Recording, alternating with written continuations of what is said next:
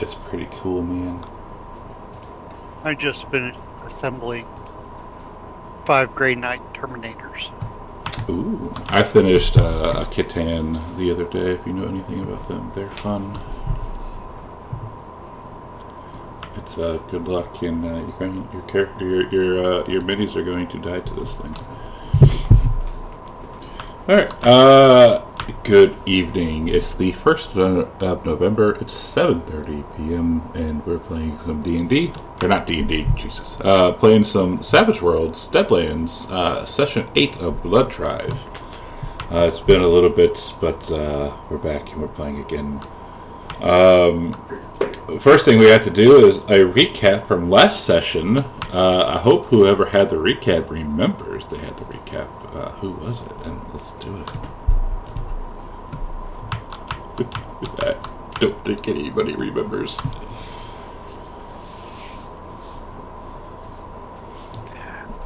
I vaguely remember that we survived the assault, reclaimed the cattle, and made our way to Denver. I think it was Denver. Yeah, Denver. And we leveled up. And we leveled up. And Bill's still in the herd. And the only reason that we survived is because a lot of our opponents vanished mysteriously in a GM's mercy to prevent the TPK. I have no idea what you're talking about because I am cruel and unusual. It was probably Sketh. He probably logged into the table and deleted things if things were indeed deleted. I thought they ran because they were scared of shit. They did. Does anyone have anything else to add to that? Oh yeah. What was it? Somebody got partially scalped. Was that Scroop? Yes. Does Scroop have Scroop. the partial toupee now? Yes, I think. Yes. I think.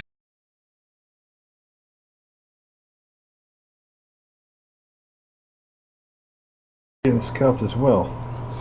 Yep. Anybody else get booted off the table? No. No. Yep. I got. I think it's in Gorgio's box because the streams keep stuttering too. I mean, I'm in a hotel room, so Oh, that's why. I'm in Boston right now. So I blame the Bostonian internet. That's fair. It was either that or because we were in Salem yesterday for Halloween, so it's like it was. Damn, that sounds like a great place to be for Halloween. Oh, it was amazing. I loved it. It was so much fun.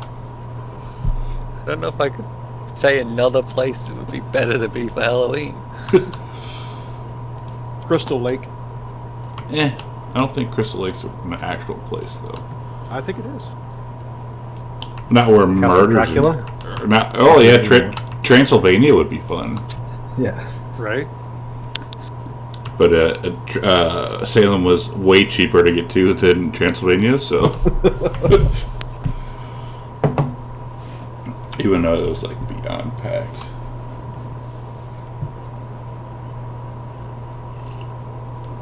Way too many damn people. Alright, so some people got scalped or partially scalped. We're heading to Denver. Or no, you're in Denver. Well, like the herd's like outside of Denver, but the party's gone in and done some shopping, I do believe. Yep. Did some And I think that's kind of where we left off, right? Somebody had to give Doyle an IOU. Oh yeah, was that Abel? Yep. And IOU. Yeah, Abel asked for IOU and then bought the thing that he that Doyle was going to buy, probably. I think that's how it was actually. Doyle didn't have the strength to wear it.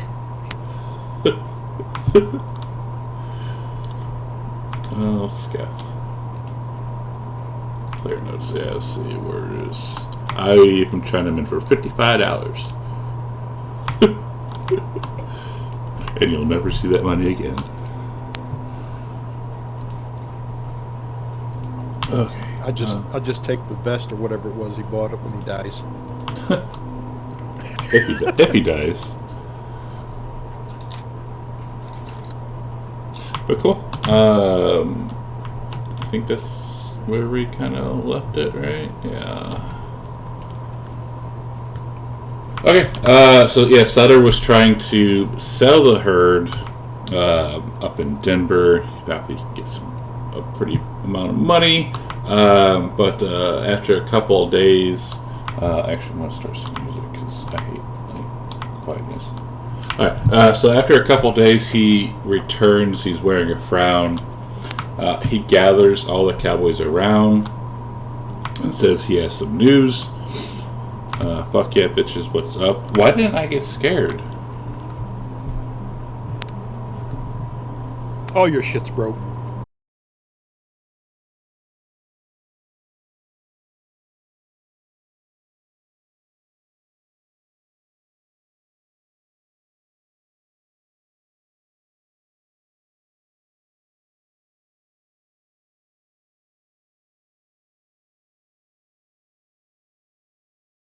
Stream went down though. Yeah. Are you in like a Motel 8 that's throttling your bandwidth? No, but I don't. I have to use their Wi-Fi. I can't just directly plug in.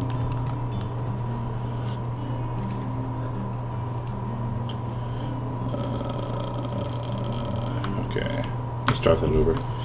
Turns out we got here a little late between herds coming down from Wyoming and Texas. Herds that are hit the market in Dodge. The price of beef is in the outhouse. That's only a snake's belly above what the Bayou Vermilion varmints were offering, and this time that's across the board. If you remember, they were way back when you first started. That one asshole was like trying to buy the cattle for like really shit money, and that's what started this whole drive. It says, now after congregating on it a piece, I figure that's both good and bad. It's bad in that I ain't heading back to Texas a rich man, at least not right away. It's good in that there's another herd here in a bad spot that I was able to buy up for a little more than a song. On top of that, a feller sold me a land grant in the Bighorn Basin up in Wyoming. That's a fair sight larger than my spread on the Brazos. I'm sick of dealing with those Vermilion hooligans, so I sold my spread in Texas by telegraphs and took him up on it. Wyoming gives us a better shot at supplying the maize with beef, and you know those folks are always hungry. So I plan to take both herds north and start a new ranch. Anyone who wants to ride with me are welcome. Those who don't, I fully understand. You're welcome to any pay that's owed you with no hard feelings and no questions asked on my part. Bam, bam, bam, bam. Well, if we're going, we better get a fucking promotion. That's all I got to say. I'm tired of eating dirt.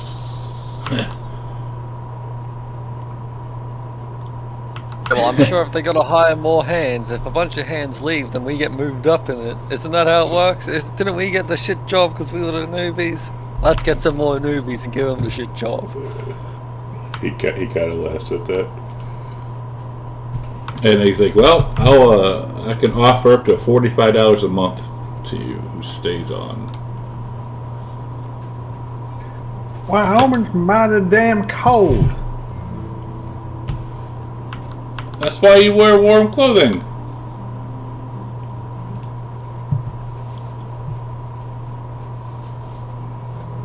And he's saying this in front of like all the cowboys, not just the 5 of yous. He wants to pull all of yous aside to speak privately.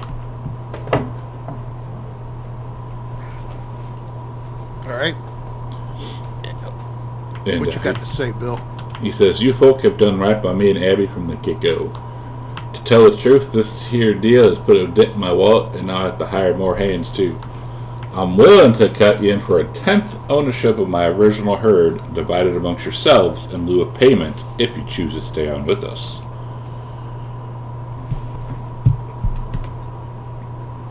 What do you guys think? I'm not really in this for the money.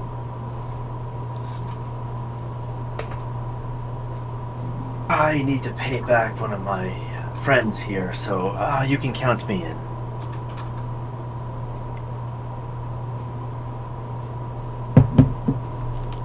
And he says, count you in as you want to be cut in on some ownership. Are Chinamen allowed to have ownership in land? Just don't tell anybody.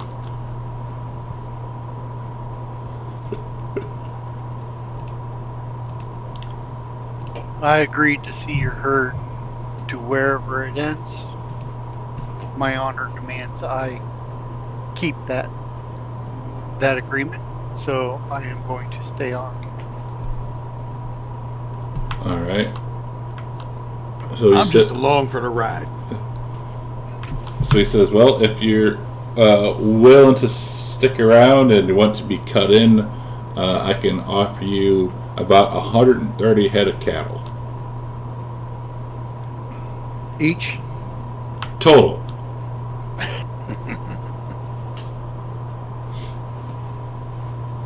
Well, let's go. What are we waiting on?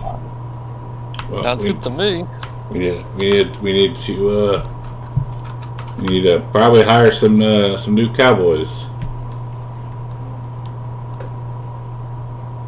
So with the sale that with the original Cadillac came in with, and the ones that I just bought, I have around 2,000 head now. So we definitely need some new cowboys.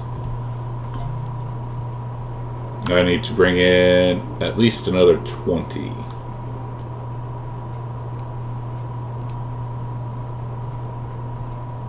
And kind of while you're just hanging around or just kind of sitting here talking, you see some new faces start kind of rolling in,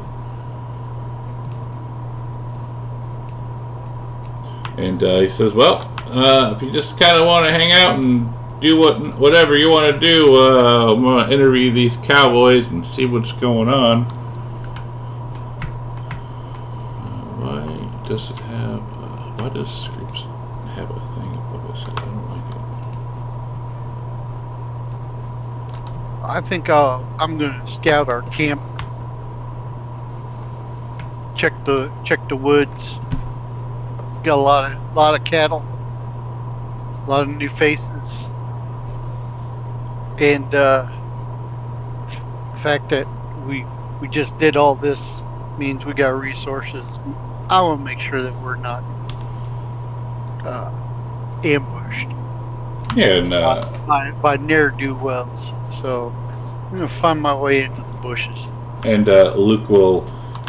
He'll also say that most of these people who come in are honest, hardworking cowboys just looking for any job, but there might be some bandits or rustlers taking measure of the crew and scouting out defenses. So keep your eye out. And I don't actually have a whole population of 20 cowboys to interview and shit. I only have one. So for engine, if you want to kind of give it a notice roll, if you're kind of scouting out stuff and watching people. You don't notice shit. Everyone seems a bit bored.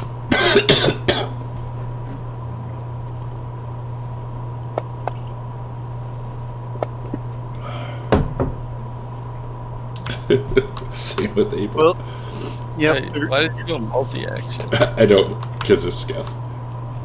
Yeah, there's nothing going on out here out to the east. I'm gonna head to the north now. Keep circling. All right.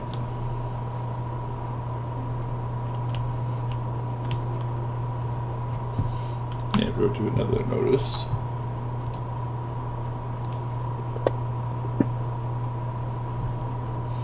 Yeah, everything seems, all the people that have come in here so far seem pretty earnest. You see there's one guy, he's literally walking around talking to everybody, and he seems of a friendly sort.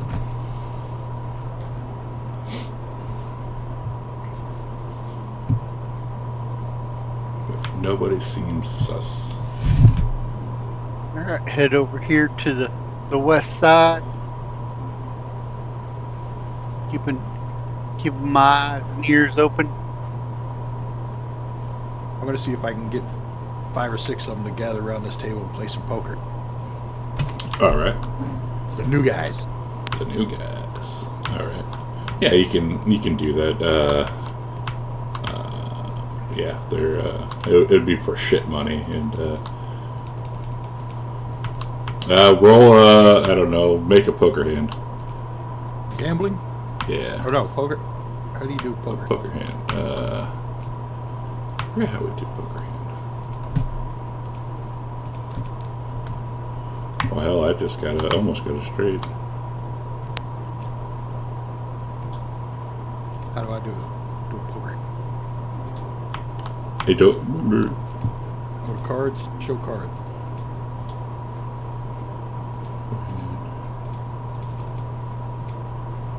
I don't know. I don't, fantasy grounds and some of these things are kind of weird.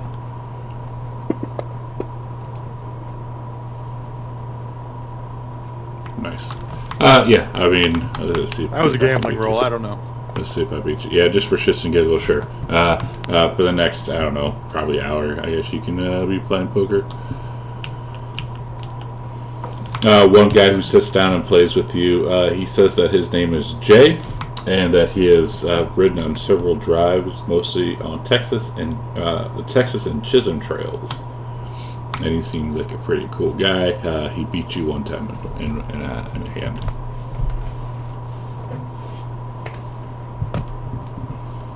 And he asks, what's your story? Where do you come from? I come from east.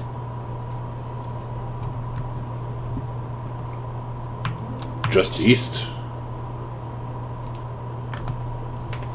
It's kind of a weird town. I've never heard of East.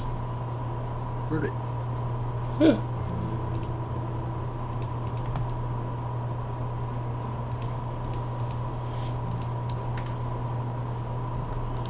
Well, Mr. East, it was good. Shit. Hello. Hello. My mic went out. From the East Coast. Grew up in a rich family. Ah, you're a Yankee. I don't choose sides. I like to beat them all. Well, it was nice chatting with you. And maybe next time, if I get hired on, I'll take you next time. All right.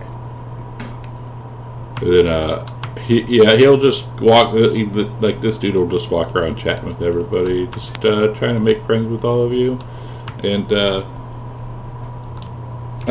he'll say, "So I heard you come up from Texas. How was that?"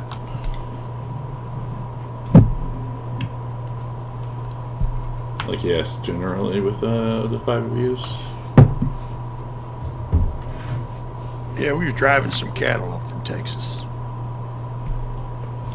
Well, obviously, how'd that go? We ran into a little bit of trouble, but yeah, we made it. What kind of what kind of trouble? You know, the usual weird alien shit. Huh? Weird alien shit. What about whereabouts was that? Just so I can avoid it, and next time. I don't quite remember, but the U.S. Army was there. They didn't like us. Checking it out. The U.S. Army and alien shit. Huh. What? Do you know like how far out of Texas you were, or was that in Texas? Mister, you sure do ask a lot of questions. Well, I'm just trying to. No, not to be any suspicious or anything. I'm just trying to, if I ever find myself. Nosey's all. Yeah, just in case I ever find myself back down on this trail, just so I can avoid that place. How about you, old man? How about you haven't been cowboy in all your life, have you? There you go, asking strangers more personal questions again. And Stumpy walks away towards where the food provisions are, so we can start prepping whatever the next meal is. I got work to do. And he'll look over his group and says, "Ah, man of many words, isn't he? How about you, sir? You that fine hat." There's things in the water. You don't want to go down there. They're in the water down there. But we're mighty far from a large body of water. Is this where those alien shit and army characters were? No, this is different. You don't want to go near the water down there.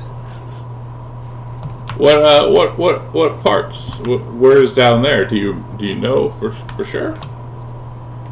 No, it's just the water down there. Stuff in it. Where is down there, though? Out of curiosity. Anywhere south of here, and anywhere north of here, and east and west of here. But not right here? No, right here too, but there's no water near us. I hope.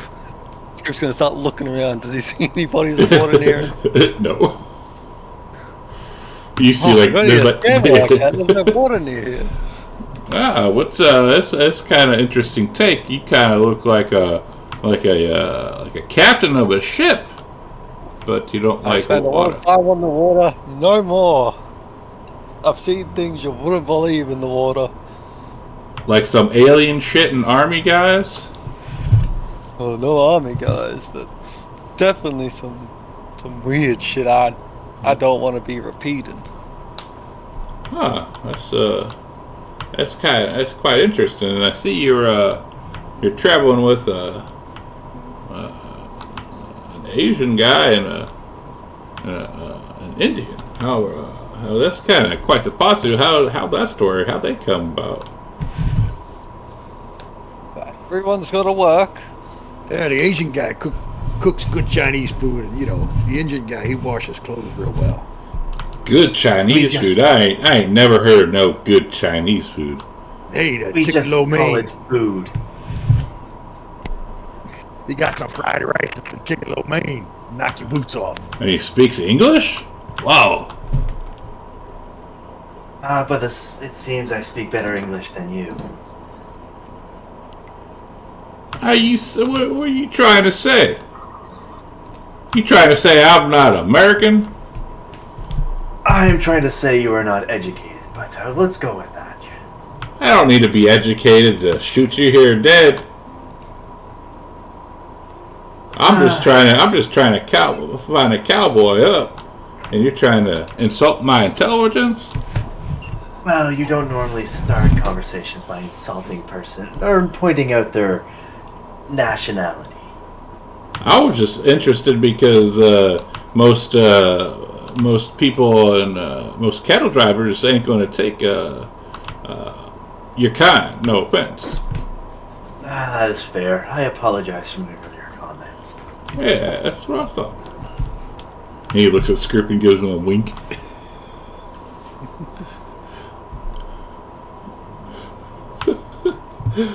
Well, if work ever comes up, please keep me in mind. Must head back over to Denver. I appreciate you chatting with me, and I hope the three of you have a great and adventurous life. What a horrible thing to wish on someone. And Mr. Captain, I hope you don't see any major bodies of water anytime soon. You're an alright fella, actually. Well, take care, and he tips his hat to you.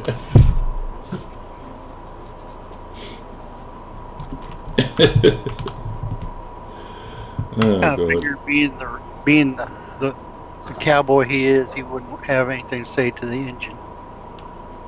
So I didn't even try to engage. Naturally. Too bad Scoop didn't take his hat off. Scoop doesn't like scared of newbies just yet. That's fair. Alright, He so says that he's okay. frantically telling him about stuff in the water everywhere. Sus water. I hope you get to like a major, like we get to like a massive river that we have to cross. It's like, I don't know, it'll take like a day to cross or something like that. Could head east to the Mississippi. Just dump North Scoop. to the flat. Just dump Scoop in the water. You need a bath.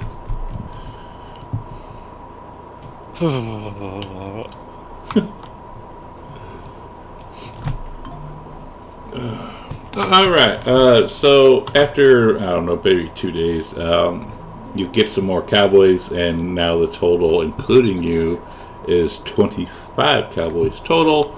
15 of them are new boys, so you can move up in the ranks if you want. If you don't want to stay in the back anymore, you don't have to. But Move to the front. if you like hanging out in the back, you're more than welcome to. I'm sure Abel's going to be forced to stay in the back because, reasons. Well, no, Mr. Sutter is an equal opportunist. Oh, then Abel will take the opportunity to get out of the dirt. But as you're moving up, you do hear some grumbling from the other cowboys about it. Naturally, He will just ignore it.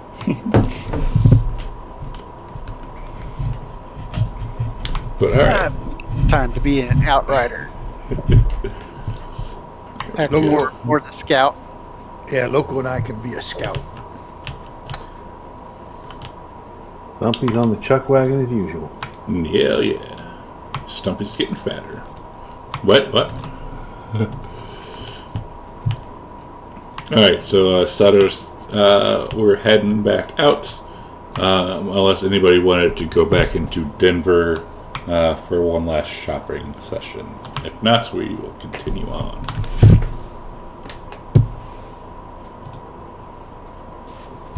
Alright.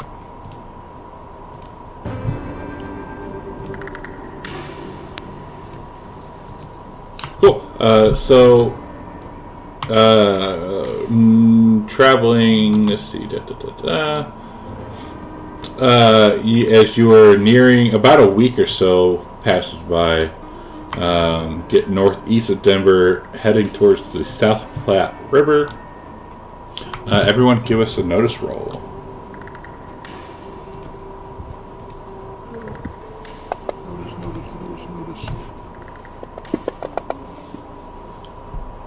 Wow. Scott, do you keep hitting multi-action? I don't know why. I turned that off. For fuck's sake. No, never mind. Oh, you're I guess- good. You're good. I'm just saying, like, just for future, like, if we get into combat. Yeah. For fuck's Okay. sake. You ever watch that guy on YouTube? Oh, for fuck's So I guess- sake.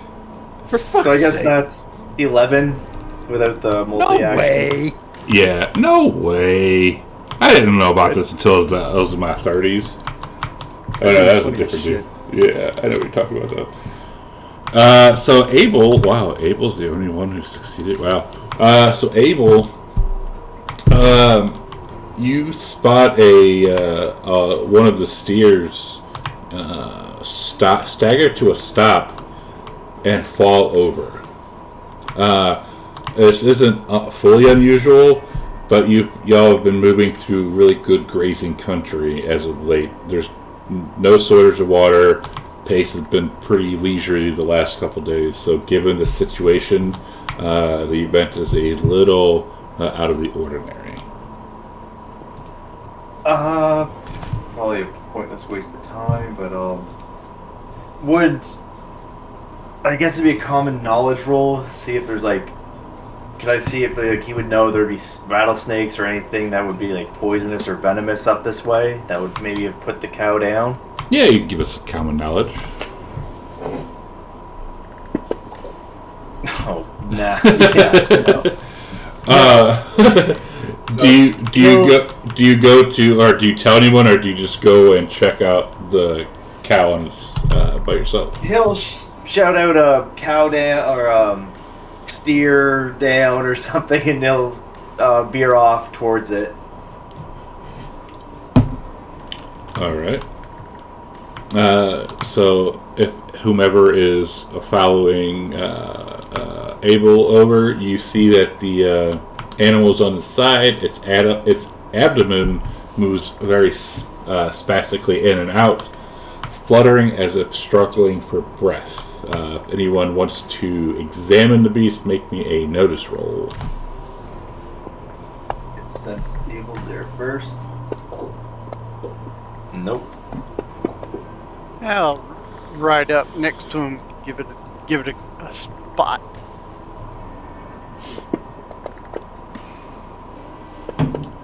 Wow, these rolls are shit tonight. They are way beyond shit. All right, Doyle, Ten. Stumpy, and Scroop. You are sure that this animal is already dead. Its eyes are rolled back in its head, its lips are peeled back from its teeth, and its tongue protrudes slightly from its mouth. The nostrils and chest don't show any movement, indicating that it's not breathing. So whatever is moving inside is not the steer. Oh, Get it, fire! And Oh, cut that Freaky. thing open. about this time, the sound of snorts and squeals go up throughout the herd as more of the cattle fall victim to a similar fate. All in all, nearly a dozen suddenly drop. the hell? Wait, are these our cattle or are these Bill's cattle? Did you keep your cattle separate from Bill's cattle? Or not? I would think they'd be branded. Okay, yeah, absolutely. So if you branded, half of yours, half are Bill's. Damn it, we're losing money, fellas. And all of a sudden, since you're standing next to one of these, bursting out of the belly,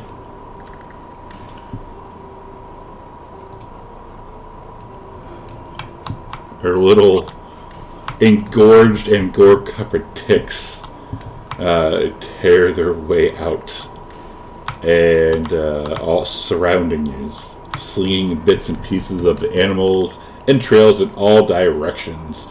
Everybody, give me a fear roll at -2. Oh, wait a second. What was a fear roll again? Fear is spirits. Spirit with a -2. Yes. Hang on before you roll. I think I got a thing on this. Oh, you got a thing? Do you have a thing?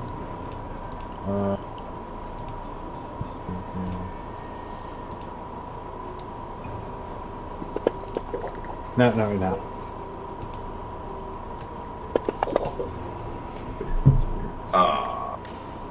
Late. I'm rolling shit today. Oh boy. Yeah.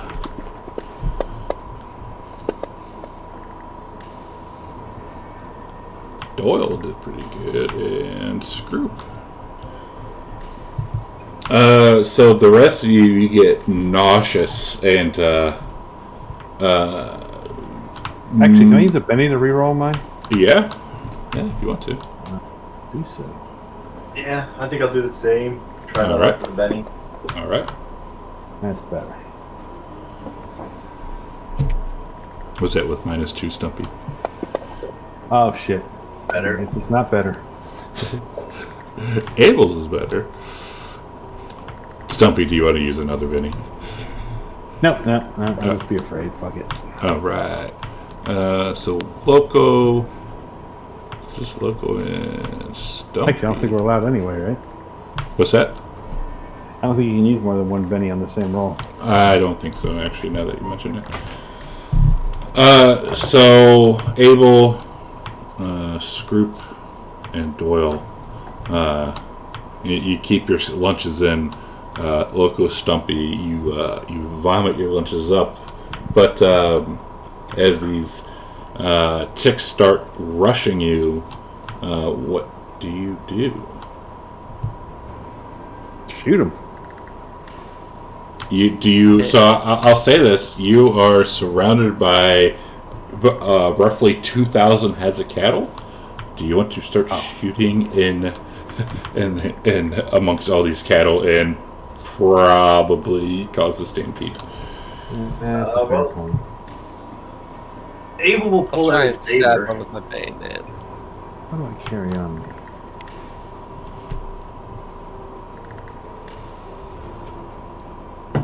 And as you're trying to figure out, Luke walks up, comes running up, and like stomps on one and squishes blood everywhere. Don't shoot him! Just step on him.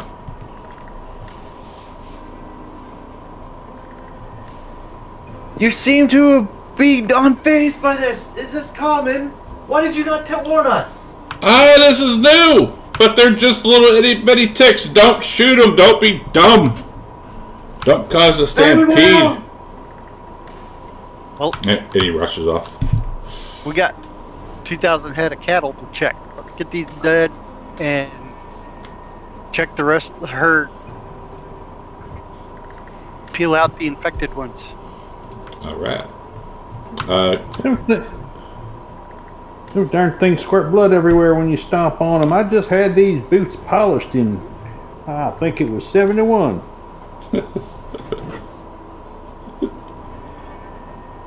Yeah, Scroop's not stomping him. He's skewing him with his bayonet on his gun. Fair And- enough. Abel will be doing the same, like slashing at them with his saber. Fair enough.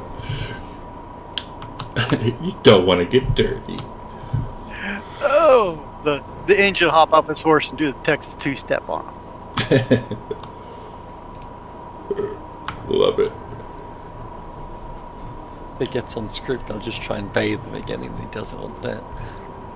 Yeah, God forbid Scroop has to take a bath. Exactly. God forbid that happens. Doyle's smashing him with a shovel. Nice. You already forced him to take a bath once? Yeah. A couple times so far. And I think he almost had a heart attack. Poor Scroop. But yeah, I'd say after, I don't know, maybe 20 minutes, you get all the ticks that you've seen stomped and squashed. Bill would suggest checking the rest of the herd to make sure no other ticks have infected anything. Get the newbies to do it. Damn, I could have swore I just said that. You want to check? You want the newbies? The newbie says, and Bill says, "Well, we ain't paying the newbies for your cattle, unless you want to." Now, the herd, Bill, the herd that we brought up from Texas didn't have any of these problems. So these cattle from the herd that you bought for cheap, 6 of yours had it. 6 of yours did die.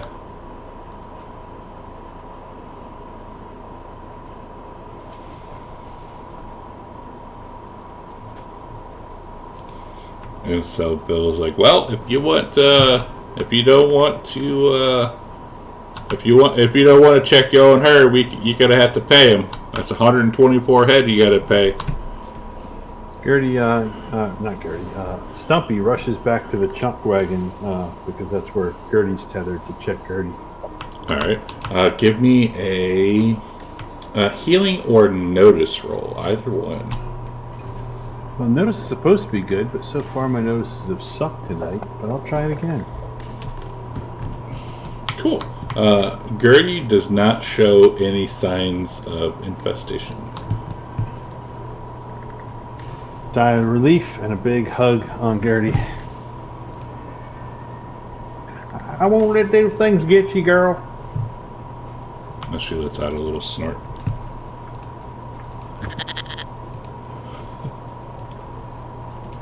well, we'll be checking all the cattle, including our own. So Yeah, guess we better check our horses and our mules too. All right. Whomever's checking things, give me a notice roll. Or if you have healing, you can also use healing.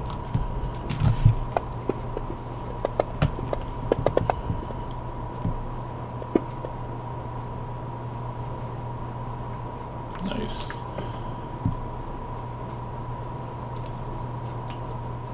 Why is this person posting?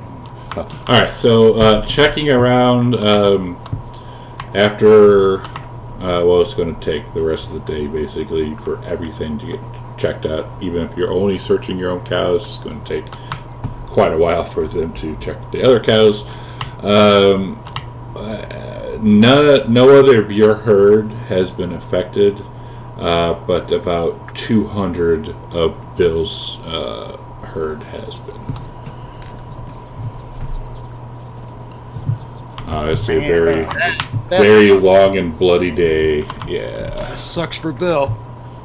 Yeah. Hey, luckily none of yours were infected, other than the original 6. Very sus. All right. Hey, I know they had the ticks on them, but can we still eat them? The cook kind of, he's like, well, I know you're not from around here, but have you ever heard of mad cow disease?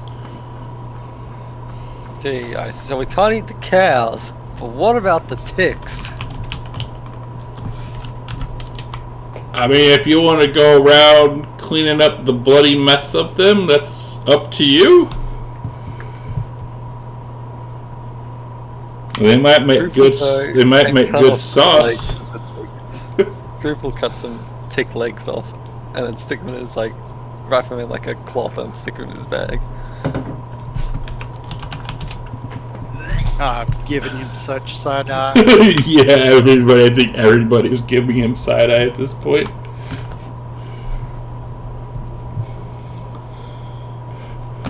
And one of the new cowboys looks over at Abel and Loco, and is he all right in the head? The engine just shakes his head no. He has been acting bizarre the last few weeks. And if any of you had been on a boat in the middle of the ocean and ran out of food, you would also keep some extra food in your back pocket in case it got hairy. The things I've eaten out there. So, and they'll whisper this to, let's see, 1 Stumpy, 2 Local, 3 Doyle, 4 Abel. Alright, so he'll whisper this to Doyle. He might eat some weird shit out, and he says this whispering.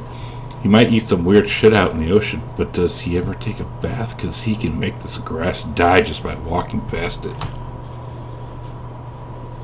Never takes a bath. Ugh.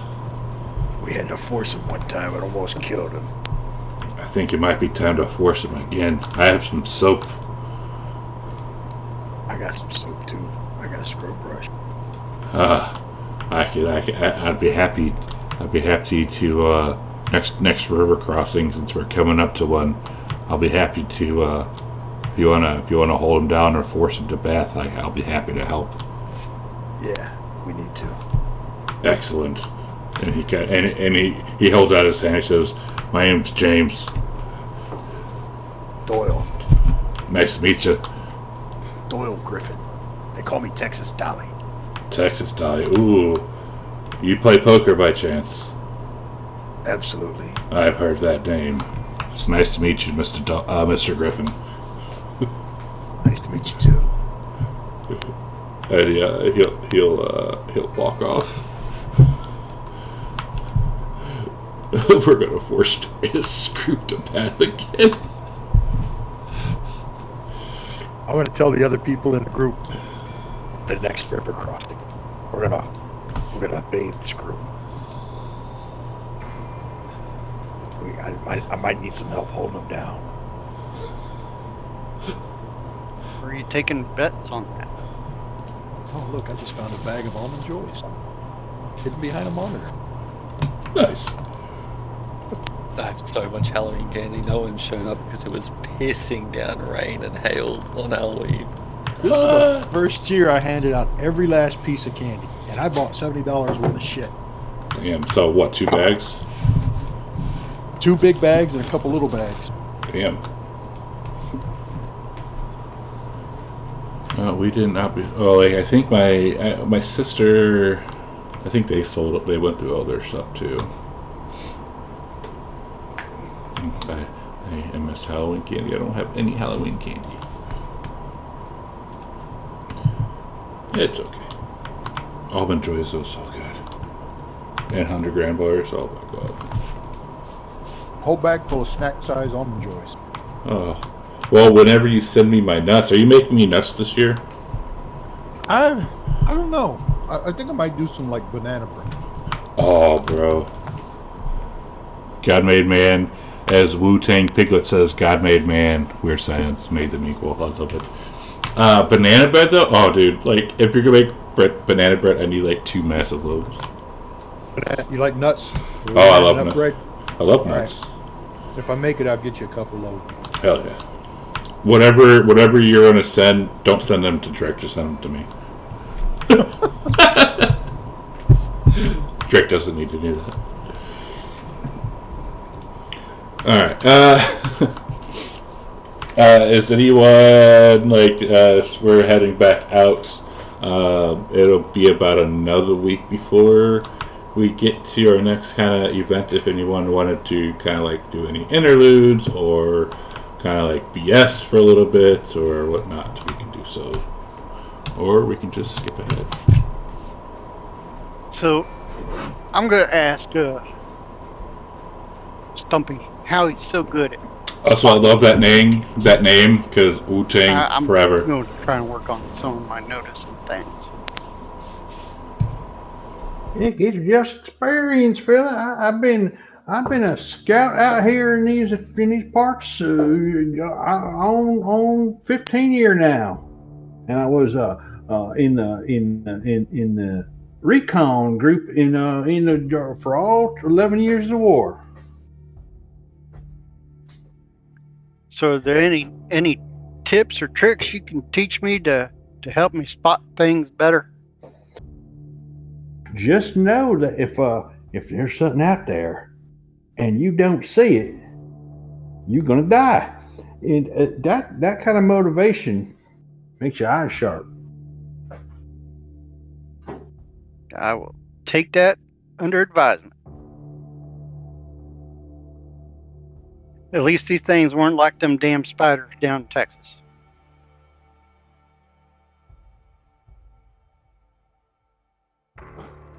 I'm still gimpy from that spider. It is some nasty spiders.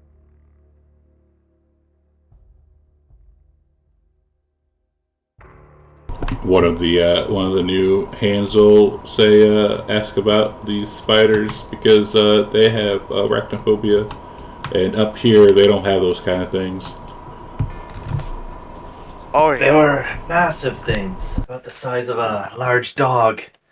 Dog? Came at us. No, they were big as a Hereford cow. That's not untrue. But I was trying to spare them. They're obviously frightened.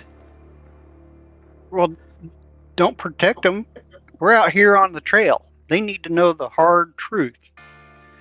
But And it them might affect their spiders- morale, knowing that there are creatures out there that could liquefy their internal organs and drink them, while dragging them underground. Well, then they shouldn't go to Texas.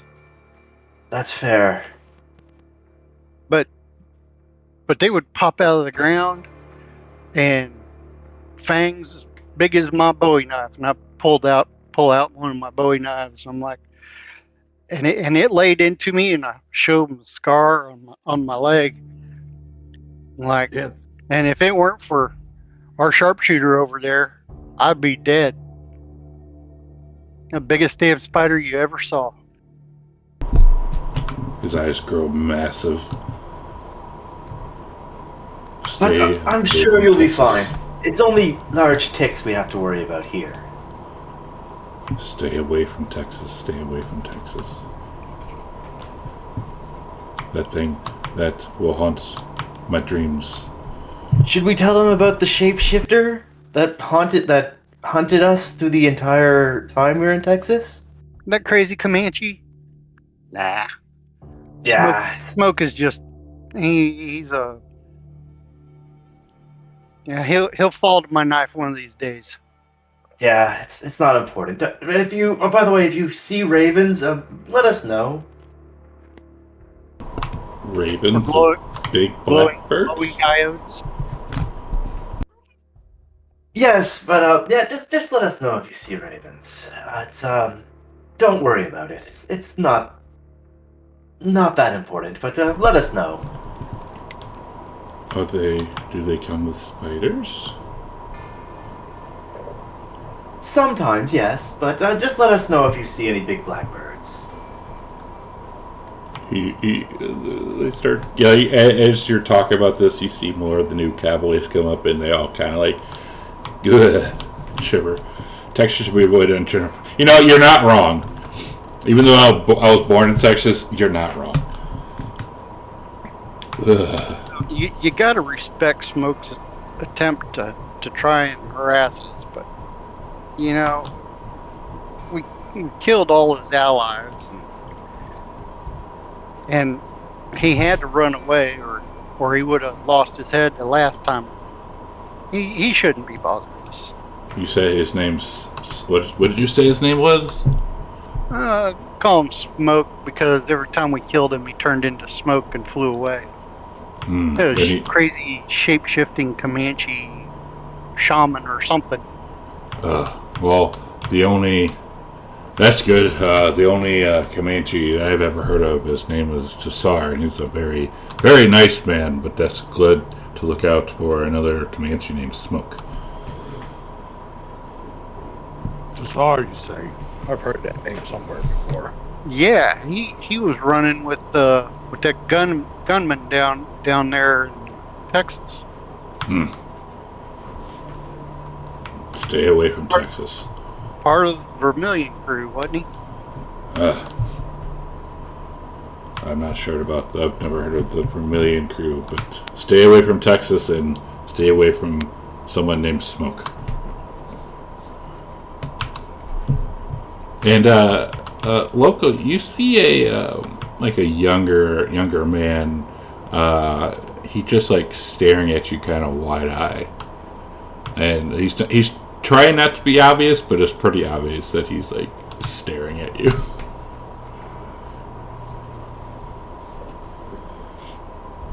And go ahead. I look at him and I start staring at him back. And he'll ask, Mr. Indian, what tribe are you from? I stand up and I pat my chest and I go, I'm an Apache. Ooh. Can I ask you a personal question? Sure. Yes. How many people have you scalped? And you see others kind of leaning in, like paying attention, but trying not to pay attention. Truth be told, raises an eyebrow and looks at him. I don't scalp people. Now, bad guys, people who attack me, Staring at you, chewing or on my a tribe, he's about to lose all his or teeth. Yeah. my friends, I don't know. I haven't kept count, but many. His eyes grow wide. It's very nice to know. That's awesome. I wish I could be an Indian, but I am sadly a white man.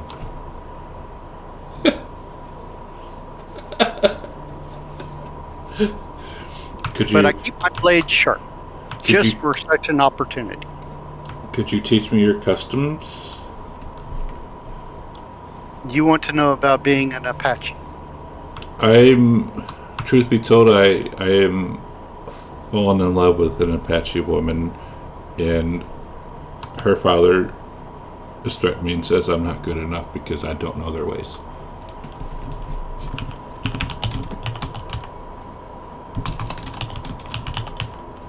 You fell in love with an Apache woman? Yes.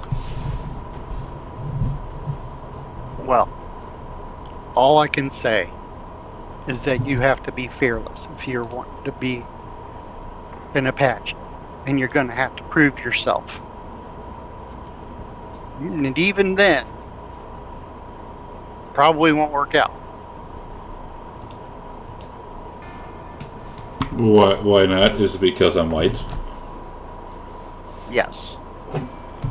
He looks a little dejected. But the white man has accepted you, and the Chinaman, maybe the Apache tribe can accept me. The white man has not accepted. These handful of white men that I ride with, I have earned their trust through trial and tribulation. Well, that is good to know. Thank you for conversing with me. Now I bow my head. And he bows lower.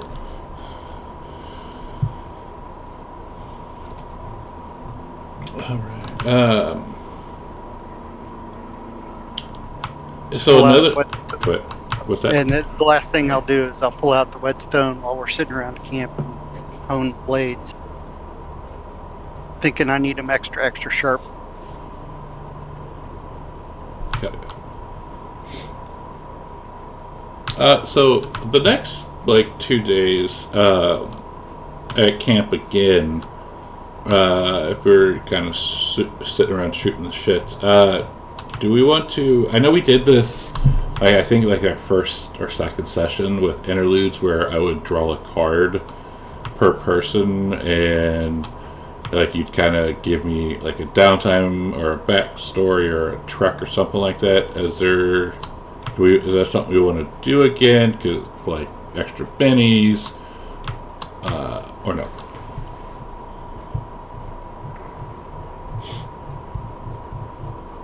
Yeah, I don't mind. Okay.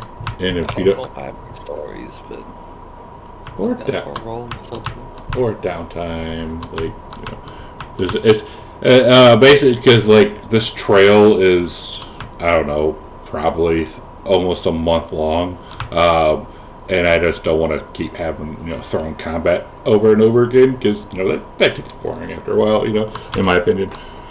So, all right, we'll start with Scroops and Scroops first. Scroop, that is a diamond. For downtime, you study or work on an object of some kind. Backstory, something your hero once already has. It might be material, recognition, political, or even a trip he wished to take, or how the group found something that helped them along the way, like an oasis, little treasure, ammo, food, friendlies, or anything like that. I clean my black powder rifle, get it all nice and shiny. Okay. Nice and shiny. Give me what kind of roll is that? Let's see how shiny you can make it. How about would a shooting roll be valid? Because that's gun related. yeah, why not?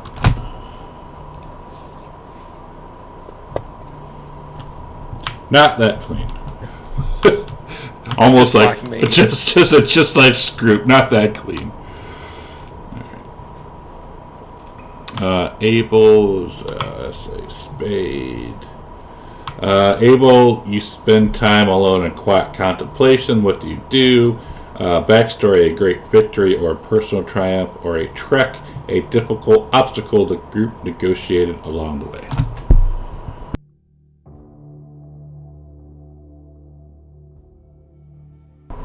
Or nothing. It's up to you.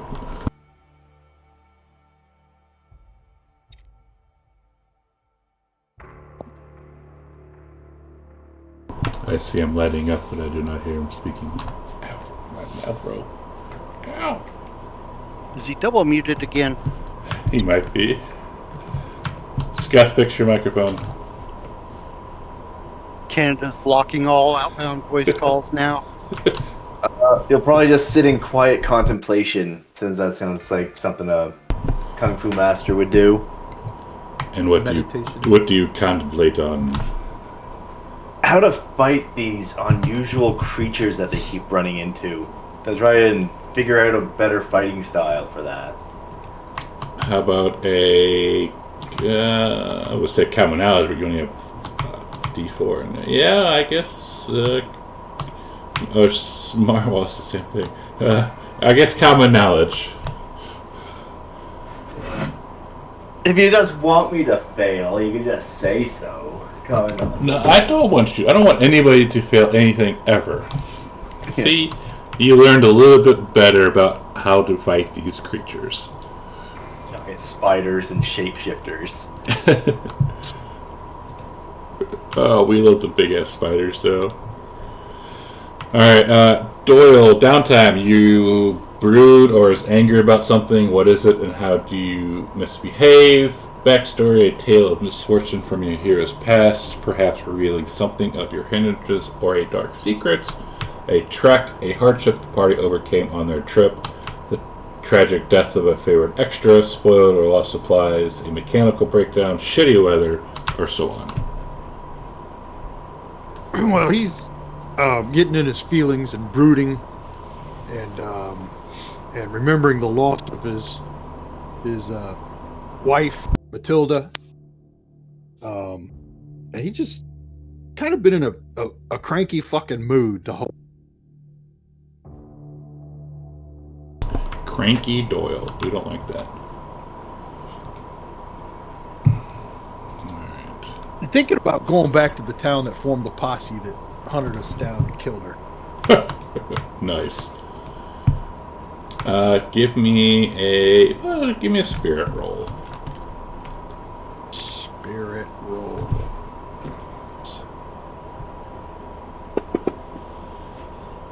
Nice. Alright. Loco is a club. So Loco, also you brood or angry about something. What is it, and how do you misbehave? Backstory: a tale of misfortune from your hero's past. A trek: a hardship the party overcame on their trip. Or nothing.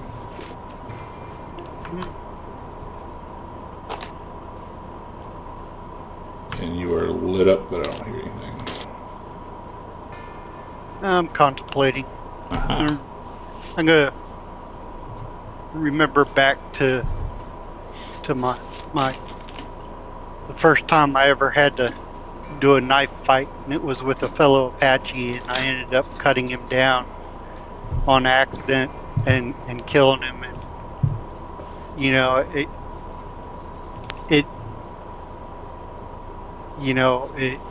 I mourn his loss as a fellow warrior, but it helped shape me into the honorable knife wielder I am today. Alright. And give me a spirit roll.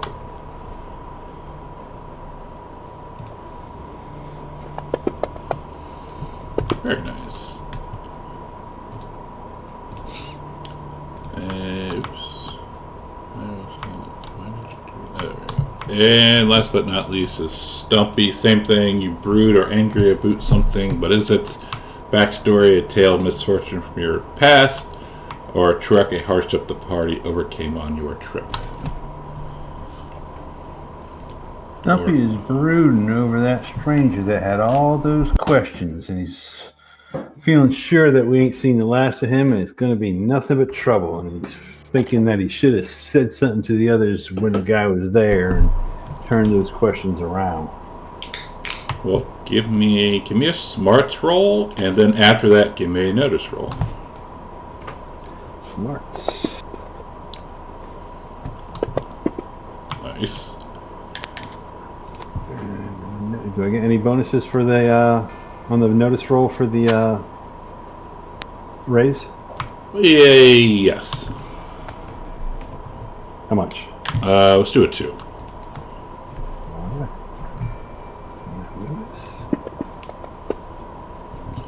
You notice that man who was questioning you or anything is with the group.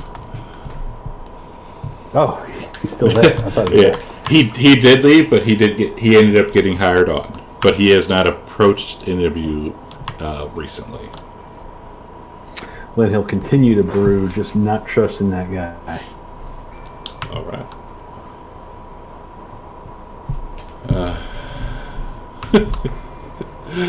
Too darn friendly. Larry's brother Daryl's other brother Daryl. I love it. I love it. Yeah. So a couple more days go past, and as you're setting up,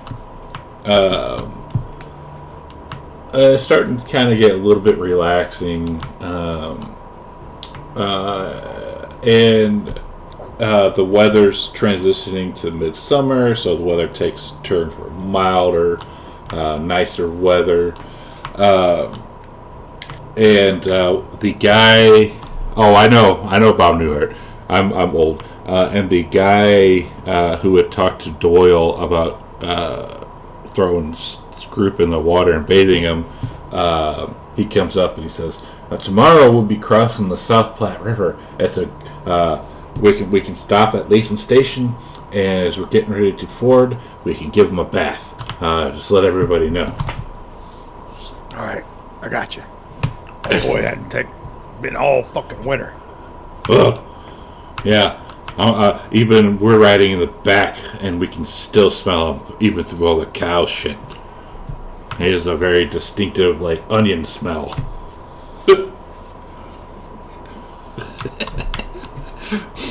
So the next day, you go into a stagecoach stop known as Latham Station. It's very easy to ford across the South Platte River, but Scroop, give me a notice roll. You got it. So you notice that as people are getting ready and making preparations, that this guy James, he's slowly approaching you from behind, trying to sneak up on you. And you see another two other people with him. Does Abel notice this? Give me a notice roll. I guess Doyle might have told you about this. Oh yeah, remember I told him we're gonna wash his ass. Yeah. Next river crossing. So yeah, Abel, definitely you would definitely see these guys sneaking up on Scroop, and they don't have, they're not showing like hostile intentions. You know what they're trying to do. So, having seen him start to sneak, Scroop has one hand on his pistol, and if they get super close to him, he's going to quickly draw it and point it at them. But the thing is, my character's got a hidden code of honor major hindrance. So, if he thinks you're going to do something that could hurt him or make him unhappy, he'll probably jump in and try and help, even if it's something that he thinks is probably a good idea. So yeah, they're not trying to harm him, they're just trying to bathe them. But you also know that Scroop does not want to be bathed. Okay, so I guess that's up to you. It's a hindrance. Do I try and help, or do I try and help bathe him? Honor is very important to your character. He keeps his word, doesn't abuse or kill prisoners, and generally tries to operate with his world's particular notions of proper, gentlemanly, or ladylike behavior. So the question is, did you give Doyle your word that you would help? Right. Or does your honor extend it to proper hygiene? That's a good. Yeah, did you ever give your word that you wouldn't bathe Scroop? He never gave his word that he wouldn't, or would. You agreed to the plan. Oh, yeah, no, he probably wouldn't have agreed to it.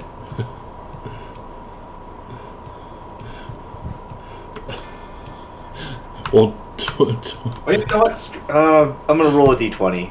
High or low?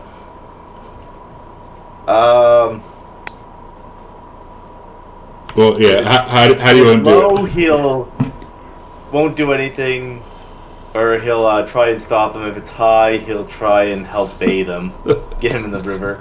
Okay. Aww.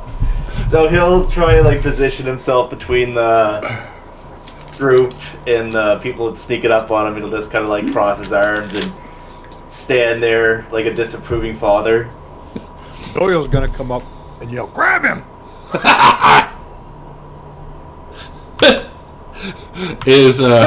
Screw! Run!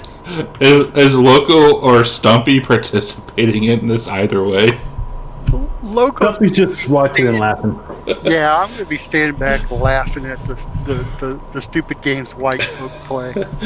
And I'll be calling out like those annoying people at the movie theater, Scroop, look out, he's over there, and Doyle, he went around that way. I was basically helping both sides just to prolong the whole thing. Okay.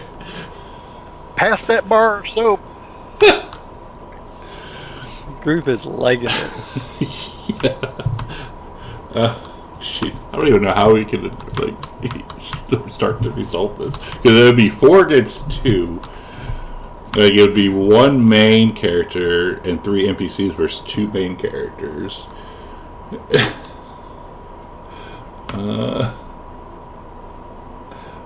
Doyle, do you have like something that you can, some power that you can like make him stop?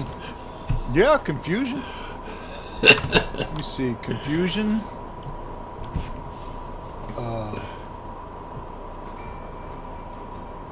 You'd think one of them cowboys knows something about a lasso. Or a lasso, yeah.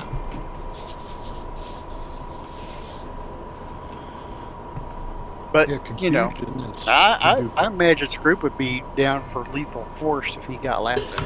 Yeah, true. But if he gets confused, Yeah, let's see see if I get confused or not.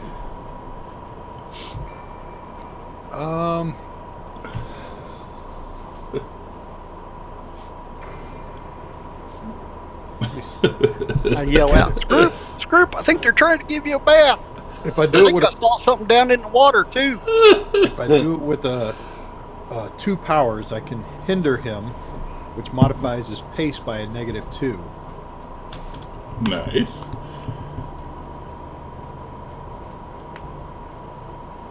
Yeah, so I'll do it with a 2 fusion roll. No. Oh, And the trait's a natural 1, so you can't re-roll it, right? Or can you re-roll those? No, not if it was the trait roll. Yeah, trait rolls in that one, so you can't. So Are the people Aw. chasing me kind of grouped up? They're starting to spread out a little bit, and one of them has a lasso.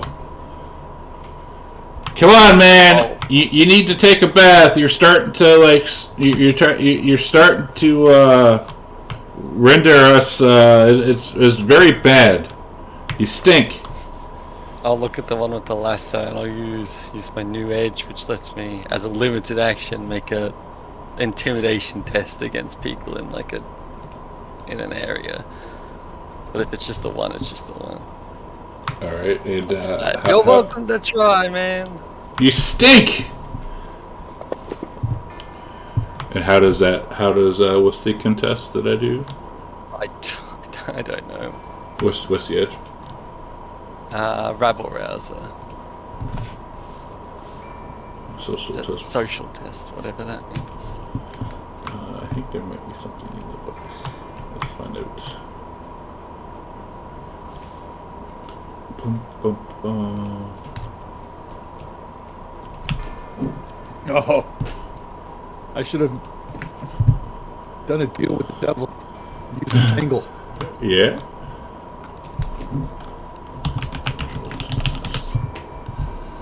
I don't know. So I'll do so I'll give him a D4 with the D6 modifier for that, and oops, not that one. That one is a 4. Yeah. So you intimidate him, and he's like, "Come on, dude! Like, you're pretty stinky. Like, no one has the heart to tell you, but yeah, you're pretty bad." Like, Get me a bucket of water and a ladle. I'll do it myself.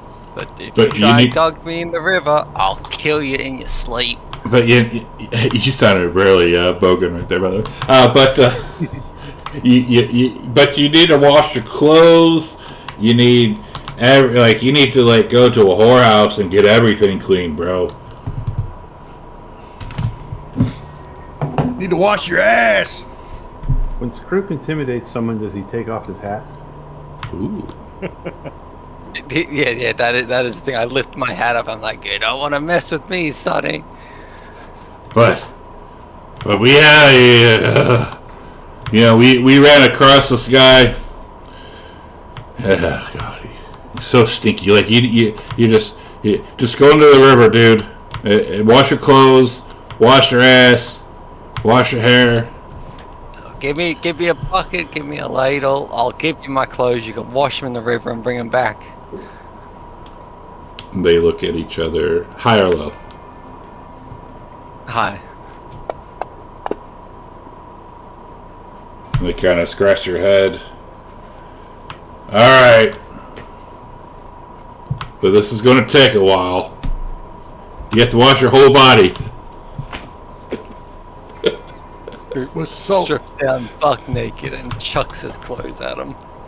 And, like, they back up and, like, one of them gags as one of your boots comes near him.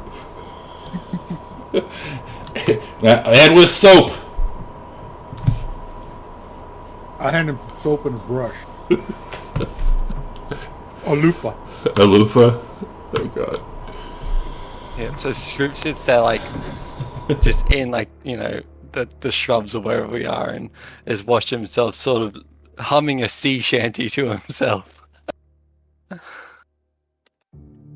It'd be pretty shitty if these guys came up from behind you now and grabbed you. Then Scroop would slit their throats in their sleep. Sure. Hey, as long as he's washing. Yeah, like, are you like actively like trying to like actually clean yourself, or just like going through the motions? No, like I'm cleaning myself because I'm using a bucket and a ladle, so I'm not too scared of the water, you know, because it's only a ladle amount of water that I'm dumping on myself at a time. As I'm scrubbing myself. Cool. That's so funny. Better wash that ass crack. What does Script do in the rain? Rain's fine, because it's not a large body of water. So, like, any rivers or, you know, lakes or anything like that, he's scared of. What about like little creeks? Yeah, of course, you know, slightly large puddles even. if it's on the ground and it's spread out, Scroop wants nothing to do with it. If it's coming from the sky, he doesn't care.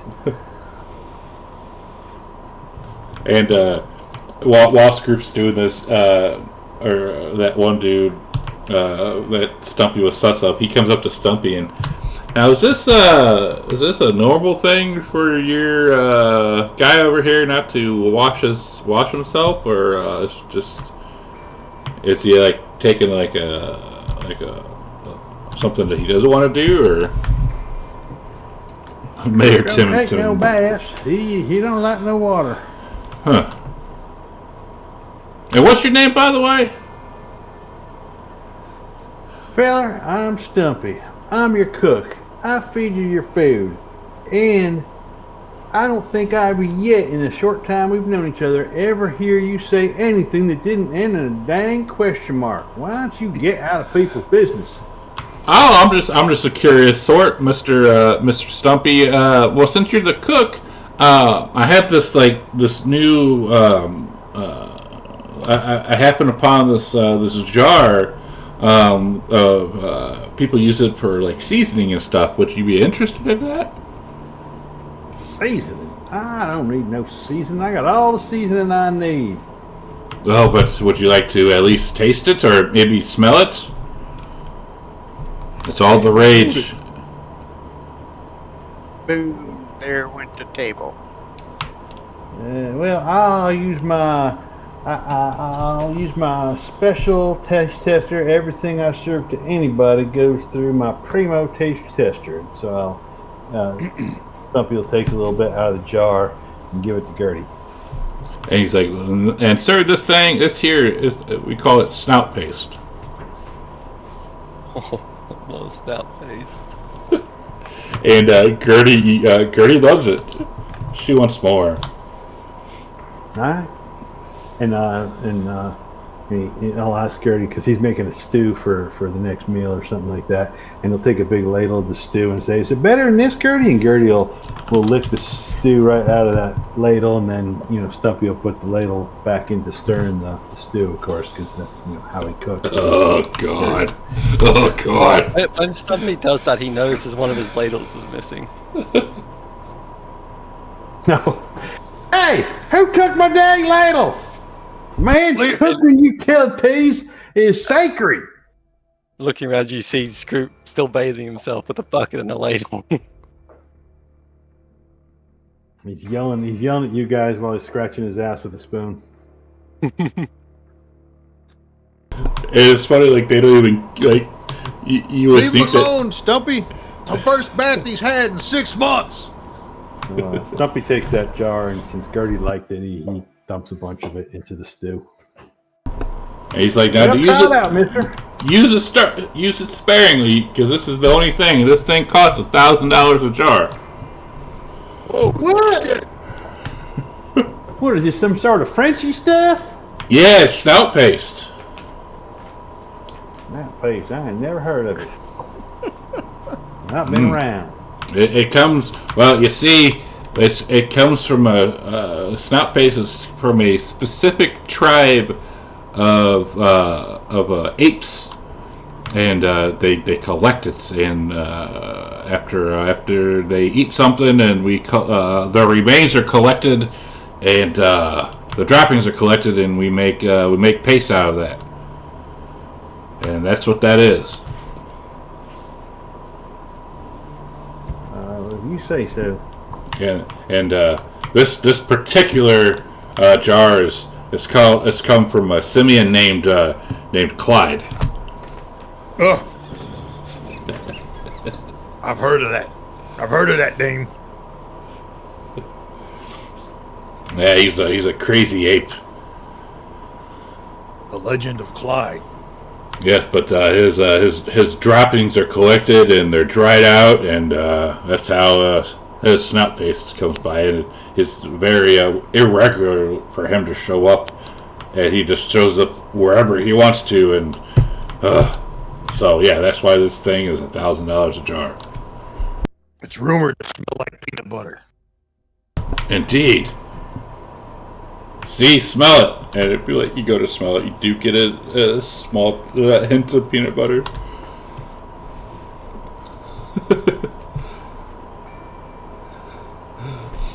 I still find it out of game. I still find it funny that Clyde is still a thing 5 years later. Because I think wasn't it you? We were playing a Marbs game, and it was you who mentioned something about Clyde. Yep. And just ran with it. He made a monkey appear and start throwing poop around. Yep. Wearing a bowler hat and no pants. Yep. Man, my chest kind of hurts. Dang. Ugh. Sounds like a Clint Eastwood movie throwback. Right turn, Clyde. Was it an orangutan? In every which way but loose, yes. Yeah. With that though, I think we can take a quick break. I gotta pee. So let's take 10, and we'll come back and continue on. Okay, stream. We'll be back in 10 minutes. So if you go away, please come back because we're old and we gotta pee. So we will see you in a little bit. And I really need to get a new splash page as I'm looking at this one because it still says Mondays at 6 p.m. Okay. Anyways, let me stop this one and mute myself and put on music.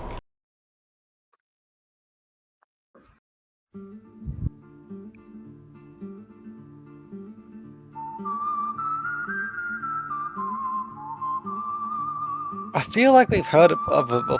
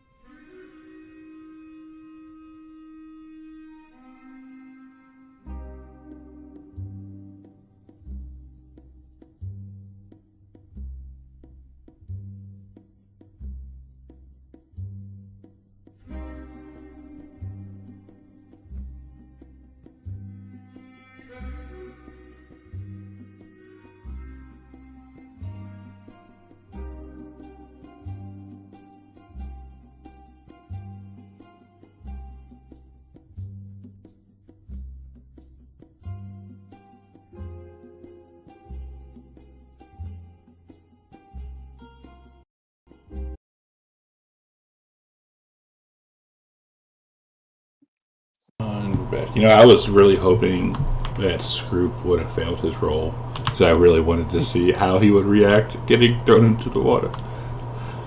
I've already done to him once, and he hasn't killed anyone yet. So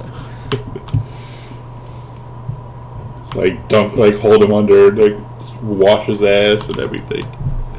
and also considering one of the times we did cross the water, things did come from the water and attack everyone. People should be believing. I know, and it was. I think they like focused on you too. Oh boy! All right. But no, I've the bloodthirsty major hindrance, so someone would have probably died. I can see him thrashing and splashing and yelling like he's drowning, and then he's like in 2 feet of water. No, 100%. No, 100%. Even like 1 foot of water, I would be like. Poor Scroop. Look, and if it's like an inch of water, but it's dirty water, so you can't see the bottom, that may as well be 100 feet deep for Scroop. Poor Scroop. Alright, so Scroop washes his ass, his clothes are washed. We got the snout pits out of the way. You ford the South Platte River. And Bill goes, as you are finally crossing, continue on. He says, "Now, everyone keep a good strong eye out because we're coasting. We're passing. We're fixing to pass Camp Hades, and we ain't going in there. But people might try to screw with us, so just keep an eye out." And for those who are wondering, Camp Hades is a very well-guarded strong point of one of these railroads. It's heavily armed, and rightly so. But that's the only information that you get. But he says, "Yeah, you're crossing. You're just going to run some distance west of the encampment, but so we should be fine. But just keep an eye out, just in case." And as we are heading out, everyone can give me a notice roll.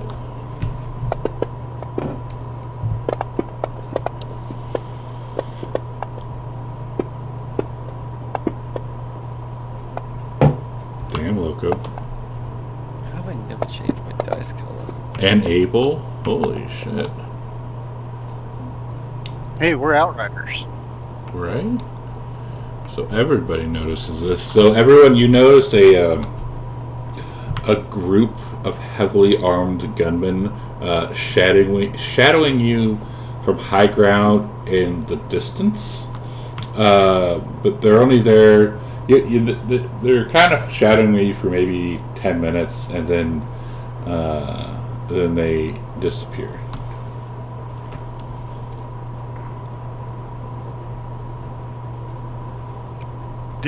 Were we able to get any idea about what kind of gear they were wearing? Are they outfitted like railroaders, or? They are outfitted like railroad security, like very heavy guns. Their horses, they all have they're so far away you can't tell, but they have horses, and you see that they are kind of armored, and they all have long rifles. Okay. Well, we ain't fucking with the railroads. Why would they be fucking with us? Because You're keeping an eye on us. Yeah, they're just keeping an eye on you. Being close to a railroad. It does not matter. So, about 2 days after crossing the South Platte, y'all spot a steam wagon churning across the rolling terrain towards the herd. The vehicle is bulky, oddly shaped, and moving very slowly. It's heading towards the herd. What to do? Loco, you need to go check that out. So don't spook the herd. The fuck is a steam wagon? Picture a... Oh, I might be able to find a picture. A very early vehicle. Yeah, very, very early. Steam-powered car. Yeah. Let's see. Oh, of course they're not going to do that. Wagon. And desktop. Save. I will post it in Discord. This is not what it's actually doing to use, but that's kind of what it looks like. Well, that's an odd thing.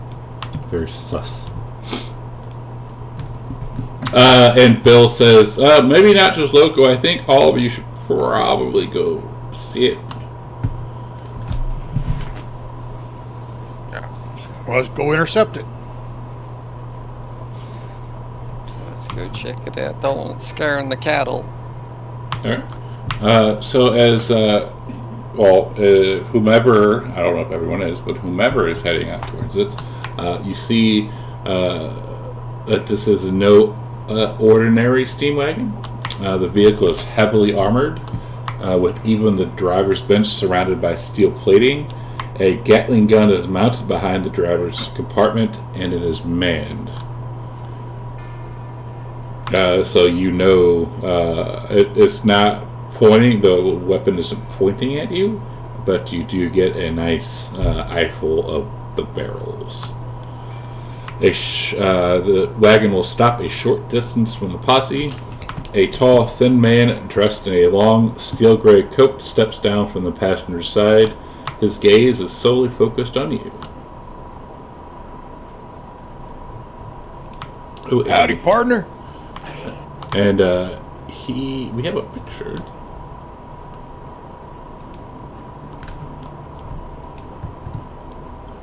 Kind of cool looking. There we go. And he says, good afternoon, ladies and gentlemen. My name is Jürgen Emmerich, and I am a representative of Wasatch Railroad, a wholly owned subsidiary of Hellstrom Industries. I'm sure you're familiar with my employer. It has come to our attention that you or one of your fellow cowboys is in possession of property of an intellectual nature that belongs to us. We believe you recovered it somewhere near Roswell, New Mexico, off a certain unfortunate rocketeer, no? This property is of tremendous value to my employer, and he would like it returned post haste. Of course, the perceived value of the property warrants I render adequate remuneration on his behalf for your efforts in safely seeing it here. Sorry, the Army boys didn't let us keep that. Yeah, the Army guys, they took it. We got bushwhacked as soon as we found it. Mm-hmm. Well, our sources have informed us that the Army did not recover our property. The same resources have also provided that this herd, the Lazy S, correct, and its crew were the only ones in the vicinity at that time. Again, we would appreciate the return of our property. Failure to do so would not be looked upon favorably, of course. If you want to have a look through some of our stuff, you're looking. It was a big metal thing, right? It's not easy to hide. Feel free to come have a glance. It's not like we could hide it in a small bag or anything, right? It seems pretty big. Mister, your fancy sources, I got to tell you that they suck. It's They more. just come wrong. You see, it's not a big contraption, as you say. It's more paperwork. Paperwork? We ain't got no damn paperwork. Do I look like I can read? Well, sir, I'm not trying to say whether you can or cannot read, but someone as fancy looking as you, I would assume they could. Say that if you saw me a day ago. Right. We wasn't so fancy then. You know, the railroad was willing to pay $1,000 for this information. I'm sure that you could do quite a lot with that amount of money. Well, if we had your stupid little box, it'd be worth $1,000 to give it to you, but we don't got it. Again, What the hell are we going to do with a stupid little box? Again, my good sir, we're not interested in a box. We are interested in the paperwork that accompanied said box. Well, we do not possess the box, so you were misinformed. Or the paperwork. Yeah, I didn't even see any goddamn paperwork before the army started opening fire on us. What's the point of paperwork on a box we don't have? So you're telling me that you don't have what we are after? Is that the story you're going with? That's what we're telling you. I see. Okay. Well, I tell you what. Once we got the herd settled for the evening, why don't you come in and we can have a discussion, and you're welcome to look through all Stumpy's spices for this paperwork. I do not know. Hanging out with that contraption too close to our cattle, though. I implore you, good Apache Indian warrior. I do not know what a stumpy is, nor do I really care. I just after the paperwork. I'm a stumpy, you dang fool. He's the one with the wagon. If there's paperwork in that wagon, I'll be a fucking Sioux Indian, not an Apache. So you're only saying that I could only search through Sir Stumpy's spices. Are you a damn fool? I already covered that, and he certainly is there, Loco. Because you must be a damn fool. I am implying that you can search through our shit and see for yourself that you won't take our word for it, that we do not have said box or said paperwork. And then you can be on your merry way. Now, sir, there's no need for hostilities. I am not interested in searching through your fecal matter. Well, clearly you are, because you ain't taking our word that we don't have this contraption that you're saying that we have. Or the paperwork. Mm-hmm. Well, that's what. If that is what you believe, and you're trying to tell me, then I guess there's no need for me to be here anymore. I mean, if I had some paperwork, I'd give it to you for $1,000. Trust me. That's a good deal. I can't read it. I'll give it to you. Some paper. We got some paper in the privy. Have you checked with the army? We have, my sources say the army does not have our paperwork, Yes. that the Lazy S indeed has the paperwork. The who? The who? The Lazy S, that is what your employer Bill Sutter is, his herd is called. Lazy ass. So, tell me, why would a rancher have a paperwork for a contraption? He's a rancher. Well, why not? As he could go to one of our competitors and sell it for a lot of money. As we said, you're welcome to come take a look. Wait a minute. How would he get a hold of these papers? What was he doing when we was getting ambushed by the army?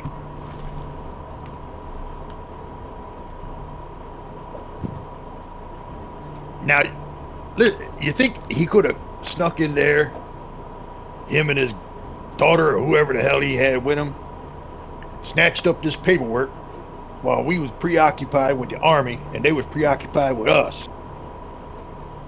Now, if this is possible, and he has this paperwork, maybe we should find the paperwork and give it to this young man, old man, whatever man, and collect that $1,000. Now, our sources does not say that William or Abigail have the paperwork. They say that you, one of your companions here, has the paperwork. Well, shit, you're out of luck then, buddy. We ain't got no paperwork. And he takes off his glasses and starts cleaning them and gives a big sigh and he says, well, that is quite unfortunate. I do wish you have a lovely rest of your evening. I mean, for $1,000, I'd give you one of my sons, let alone some of this paperwork. And as he says that, he gets into his wagon and they turn around and head off. Now, what do you think this paperwork was all about? Fellas, I don't think he believed that we don't have the paperwork. I think we need to be on the lookout. I don't like his attitude. Well, we ain't got no paperwork. Did anybody get any paperwork? I don't remember. All I remember is a backpack.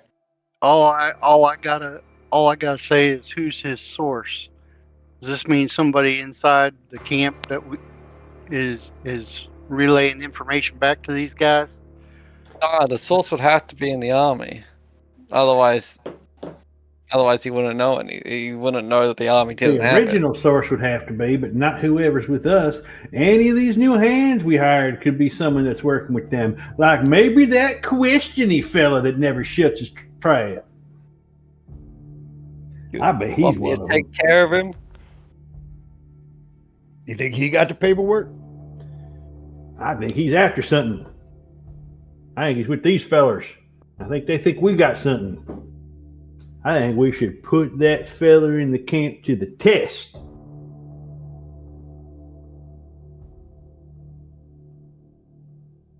All right, I'll fight him.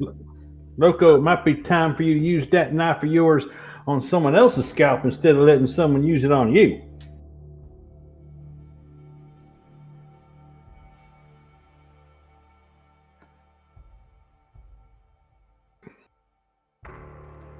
And we need to let Bill and Abigail know about this.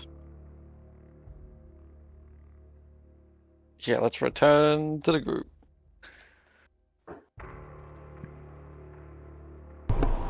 All right. A railroad guy looking for some fucking paper. So you get back to the group, and Bill and Luke ride up and ask you, what was that all about? Some railroad guy looking for some fucking paper. Some paper? Do you have some paper? We ain't got no paper. Huh. Very suspicious. And he just left. Yeah, it's not a good sign. We did invite him to come take a look at all of our stuff to see if we had it or not, but he didn't seem too keen on it. And what railroad did he say he's from? Hellstrom. Hellstrom? Oh, God. Well, We mean, oh God. That oh God didn't sound good. What's oh God mean? so Hellstrom... Stumpy, do you know who Hellstrom is? I don't know, do I? Well, out of character, do you know? No. Oh, really? Hang on. I assumed you would. Let me look them up. But it sounds like they got a source in our party We got a mole in our group. relaying them information. Wrong information at that. I actually Like have. they're trying to cover something up. I'm sure I should be able to find. Dr. Darius Hellstrom. Yeah, if you have the information, you can kind of like give him Yeah, like I just a looked little. him up on the Deadlands wiki. Darius Hellstrom, PhD, is an avatar of science untrammeled by conscience or any emotion. A cold and destructive man who thinks of nothing but his goals and his tragedy. This is a story of love lost that spans 3 centuries and one man's quest into hell itself to regain it at any cost, even his very soul. Ooh, he's old. Oh no, he's even older than Stumpy.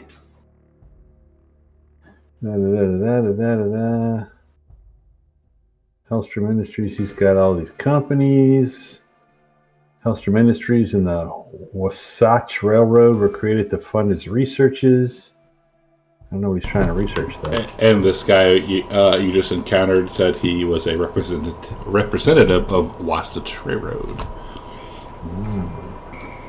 Well, somebody tried to put him on a false trail and pointing his fingers at us. And that shit ain't cool. I think I think his wife's dead, and he's trying to bring her back or some shit like that. I'm just skimming. Something like that. What's not cool is that bloody armored car thing with the Gatling gun on it. Yeah, I would steer clear of that. Now, who said he had? We have paperwork though. Like, He did. But actually, I bet that fella did. You know what I think we should do tonight, fellas?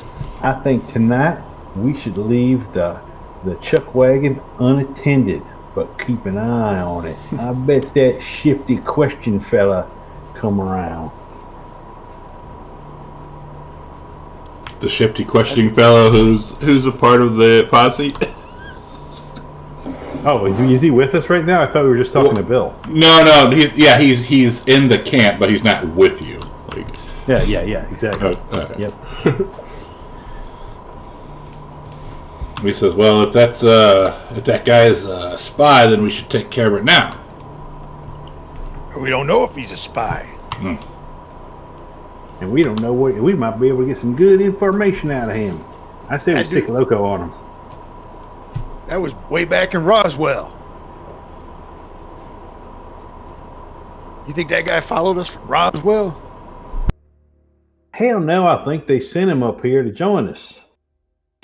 Nothing said he had to come up from there. They might have just sent one of their hands who were in that city to join the posse. Telegraphs move faster than our herd.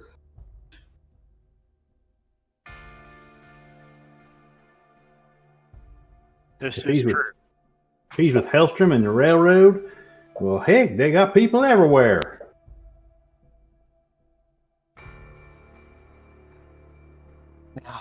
Now, guys, listen up. Tonight, when we're around the campfire, we gotta talk and try and make it quiet. And so hopefully someone eavesdrops on us, but we'll discuss it. And we'll make sure to talk about us not having the paper and how pissed we are, because if we had the paper, we would have made $1,000. And we can say that because we worried about that there feller with the steam cart, that we should take an extra wide perimeter on watch. And it's a shame that means we'll be leaving the chuck wagon unattended, but we got to cover our perimeter better.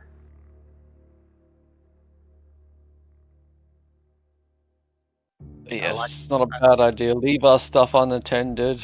Everyone remember what you got. Well, we ain't really gonna leave it unattended. We gonna be hiding and watching, you darn fool. Oh, see, I don't mind if they look through our stuff, because I don't have the paper. If they report back I don't have the paper, I'm out of this. I want to see who goes and looks. We can do both. Kind of with Stumpy on this one. Kind of curious. A lot curious. And we're just confirming. I noticed that question fella. I didn't like him from the moment I looked at him. He's suspicious, y'all nosy. Stumpy's just doing his usual grumbling and mumbling.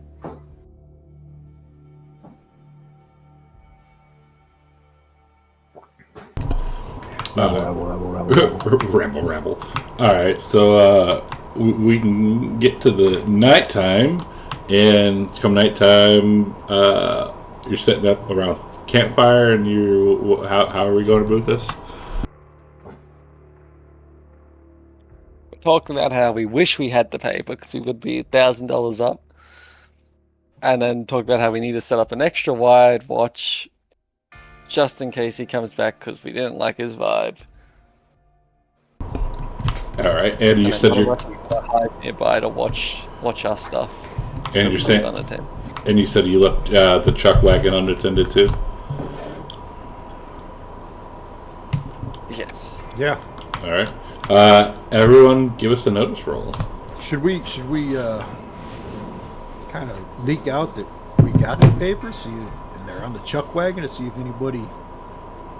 Well, No, if you're saying that they're offering $1,000 and you have the paper, might be anyone could be like, well, fuck it, I'm gonna go steal this shit. Like anyone could be like that. We've been talking about how we wish we had the paper because we'd be $1,000 up. The only person he'll search is someone who has reason not to believe us. Now, is any of you sneaky? Yeah, I'm stealthy. No. Remember, I'm a scout. I took all the scout stuff. I got a D4. You're sneaky then. My stealth's actually only a D6, but I'm good at the notice and the stealth. Wait, I'm good at the notice. Actually, I get +2 to stealth, so it's a D6 plus 2. Yeah. So we hide you. I'm a In a D10 bush. stealth. D10. And my notice, and yeah, I got really good notice too. So you two will be the sneaky ones, watching the chuck wagon. Yeah, so Scroop will make a show of him going to like the outer edge type of thing. With everyone, and I assume they'll double back. All right. And Loco and Stumpy are watching the chuck wagon. Yep. All right. The two of you give me a notice roll.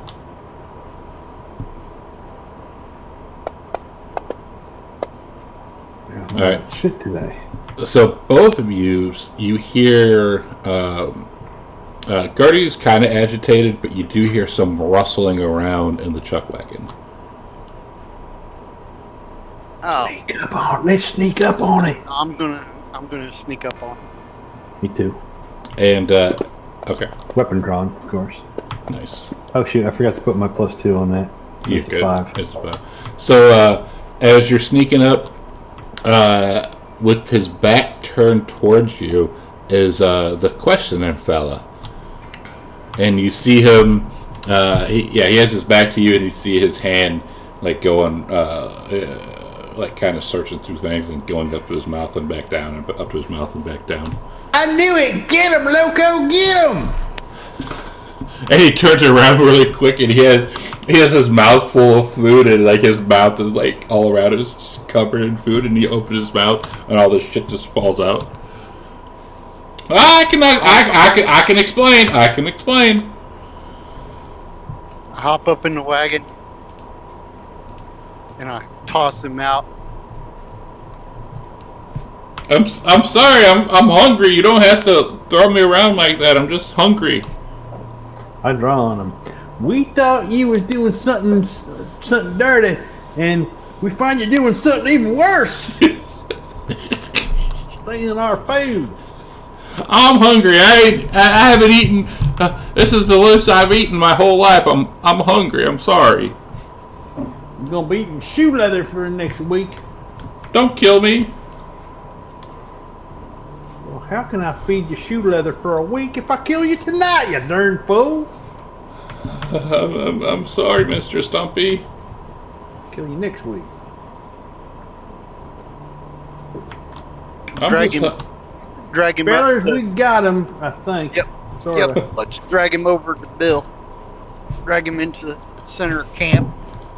Rouse Bill and Abigail. And while you're doing that, you hear the snorts and sounds of frightened cattle coming from the western edge of the herd, about a half mile away. God. And Bill and Abigail come up. What? Don't you know what time it is? The son of a bitch is stealing food from the wagon, and something's spooking the herd out to the west. Go find what's spooking the herd out to the west. Damn. Alright. Oh, we can deal with him in the morning. Or you can give him your own justice. I don't care.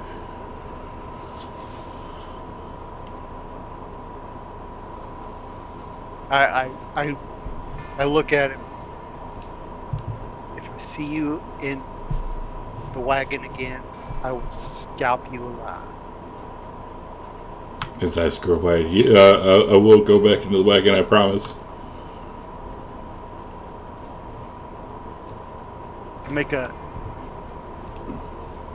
Indian oath and war cry. Go grab a horse. What edge of the cattle was I on watch? Eastern.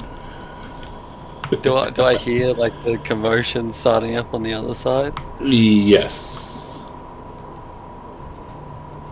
I'll start riding my horse over. Alright. So once you get up to where these cattle are, or where the sounds are coming from, you find several of the longhorns dead, with large holes in their sides. Oh no, more ticks! Well, if you look, give whomever is looking, give me a survival roll at -2. My survival's a 4, so I'll just. Oh, actually, no. Wait, hang on. Not that one. That's the wrong one. Healing roll. Since we're looking for ticks, give me a healing roll. At -2? No, that's normal.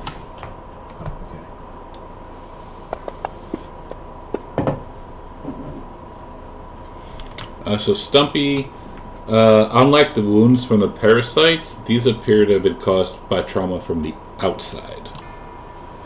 And now you can give me a survival roll at -2.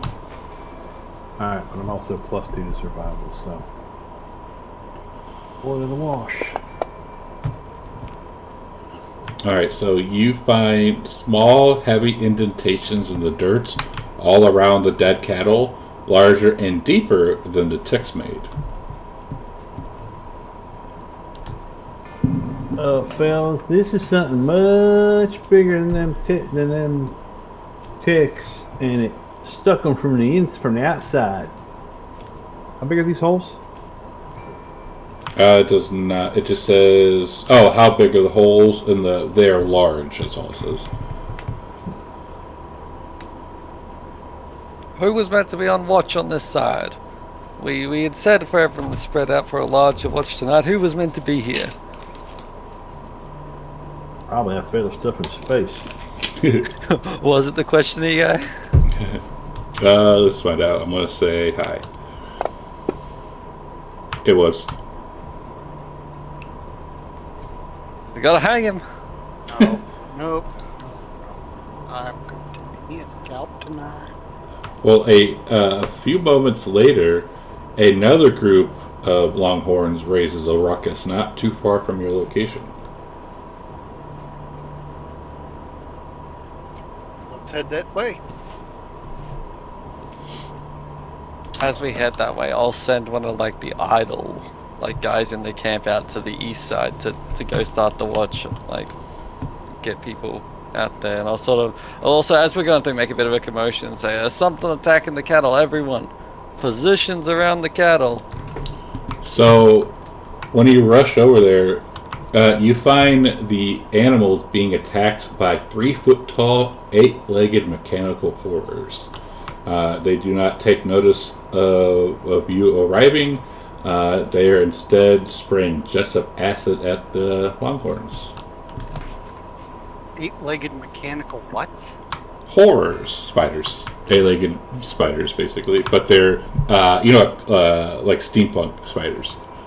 Tarantula. But they don't seem to be paying attention to you whatsoever. They're just focused on the cows.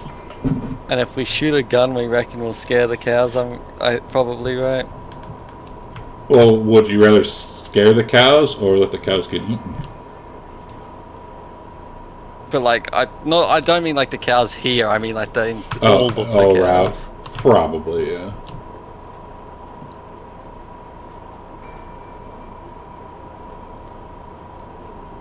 Well, no time like the present. I will draw my knife and go see if I can actually disable this mechanical monstrosity. Okay. Ooh. Bayonet good charge group. Well, I'll give you a 1-round thing to do that. Bam. So we'll start with Stumpy.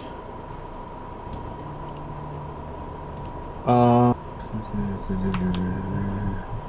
I'm sorry. Hang on. No, we're starting with Scroop. My fault. My bad. Yeah, because you got a Joker, so you all got an extra bit. Bayonet charge from Scroop. Scroop's all in. Take him down, lads. Combat, yes. Bayonet. As it hits.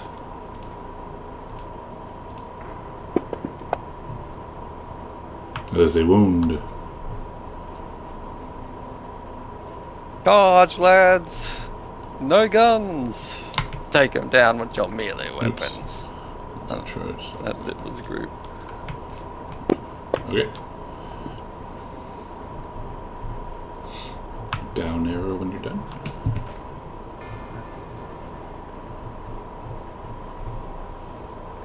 Do not seem to have a down arrow. What?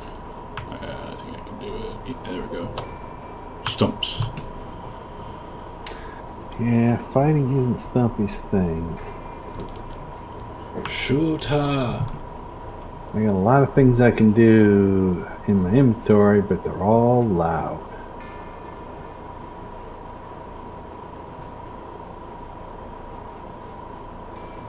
Shoot.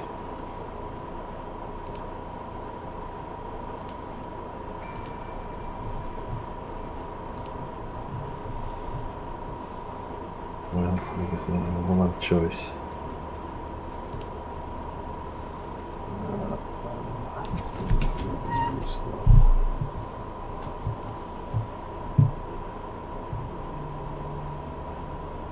Wait. Oh. There's a +2 to it. My bad. So you wouldn't have gotten that wound. Guess I'll go to this close one.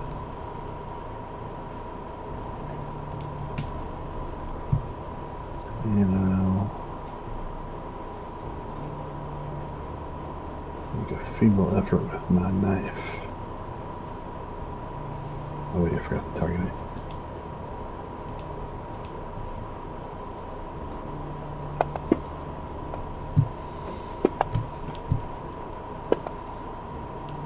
Nice. A Good hit. man. All right.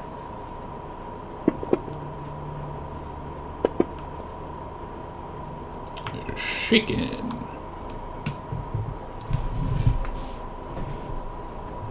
Well, that was better. Except, oh, you get 2 attacks with melee. I think if you have the edge for one, or Oh, you okay. say you are, but not naturally. Oh, yeah, it would be multi-action. No, I'm not doing that. All right. I still have 2 movement left, which I will use to not be by this thing. I'll go back to where I was. Isn't there a do you get up attacks? I can't remember. I don't think so in this game. Attacks.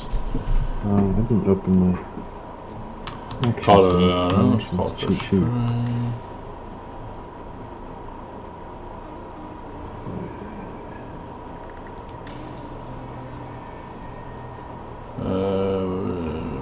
try. See, I don't think so, but just double checking.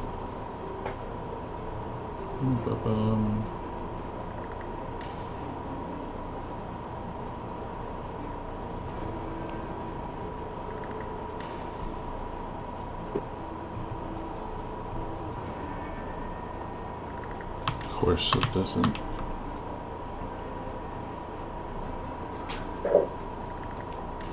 Oh, a fighting attack, maybe? I'm looking under movement. Jumping prone. No, I don't think there is one in this game. Okay. I thought there was. Let's see. Oh, wait. He's not moving. Or, well, you get your free round. He'll no longer be shaken. I was chilling. Eating a cow. Doyle. He wants to go into his trance and make a deal with the devil to try to cast Entangle, which is a novice spell.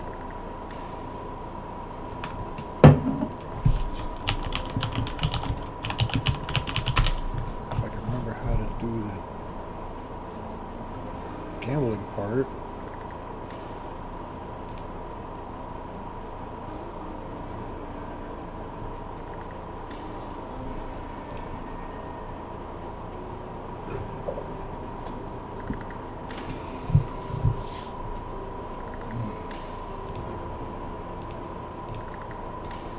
So what do we have to do here?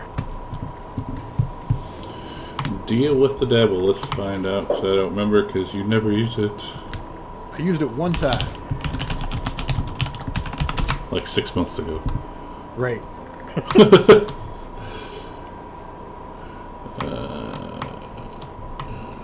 of course it's not going to actually tell me how to do it.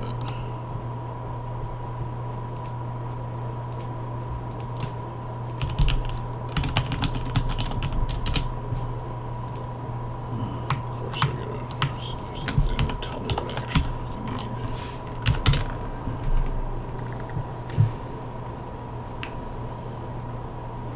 need. First you pay a Benny, then you declare what power you're using, including modifier. Then you deal, you make a gambling roll, and get a number of cards based on the results, along with any relevant edges. You make a 5-card poker hand from all the cards you get, and it determines how well your power does. You still get a spellcasting roll, whether you generate enough power points or not to put any shortage, penalizes the roll.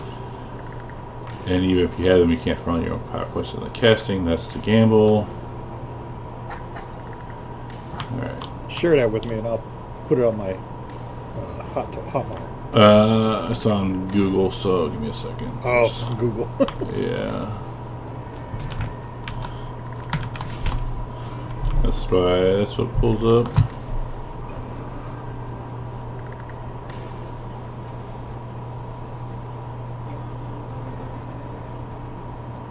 Yep, so I want to cast Entangle with Large Blast. Can that cost Entangle 2 plus 3 points? So 5 power points to cast it.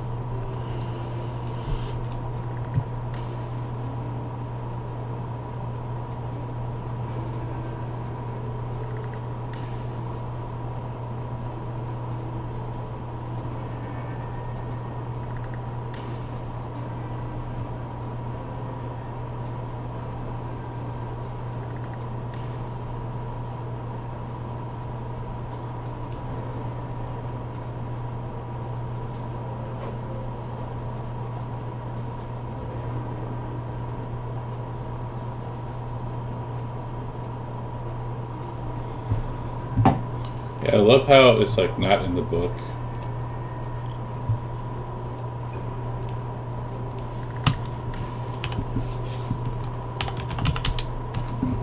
Sure. Yeah, it's all it says is that shit is so fucking stupid. I got the backfire pin.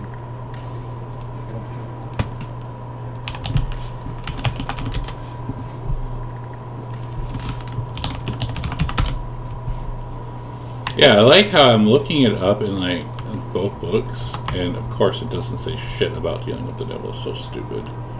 Oh, here I got something here. It says, deal with the devil. Hucksters may not short nor spend bennies for power points. Use 7. Deal with the devil. Ability cast. Results. And then get the story.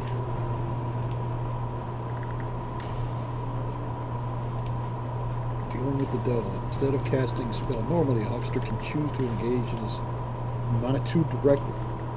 This is more dangerous than huckster's usual game, but has much greater potential. While dealing with the devil is an action which includes casting the spell, but can only be attempted once per turn. While the game seems to take minutes or even hours, the hunting grounds only a few seconds pass in real.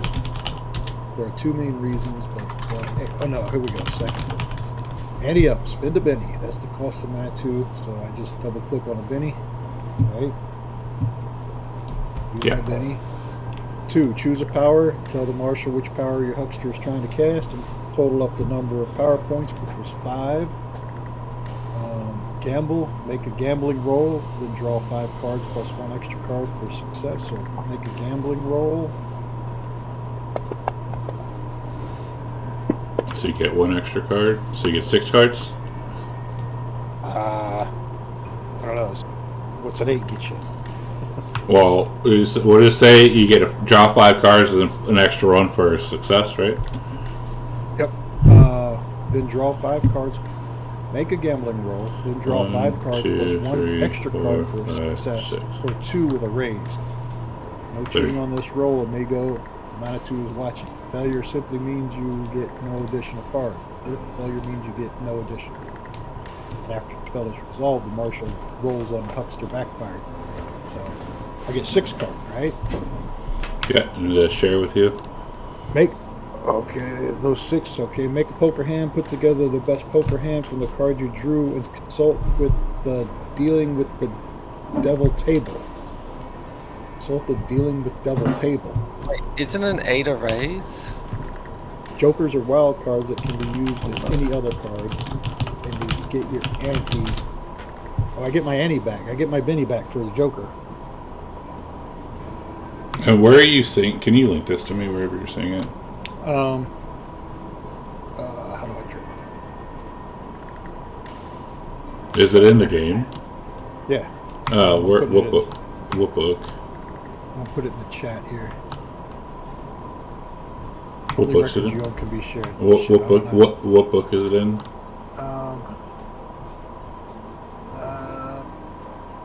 Just a book, open story book.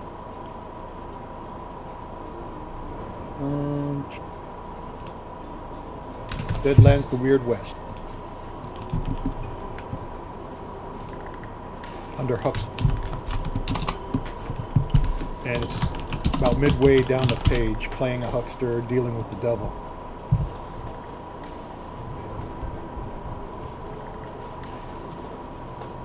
Yep, keep going down.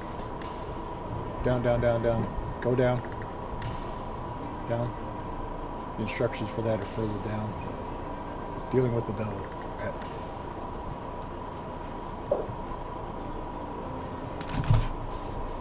So make a poker hand. Dealing with the devil table. There's no link to that.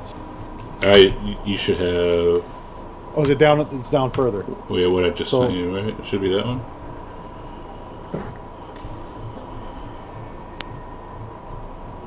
So my best poker hand here is 1, 2, jack, 1,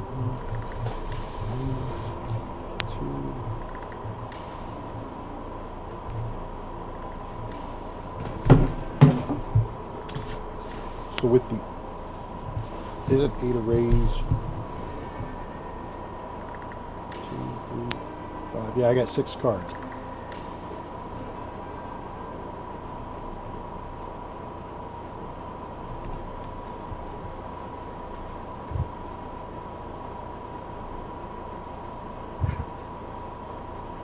Wow, this hand sucks even with 6 cards. Yeah.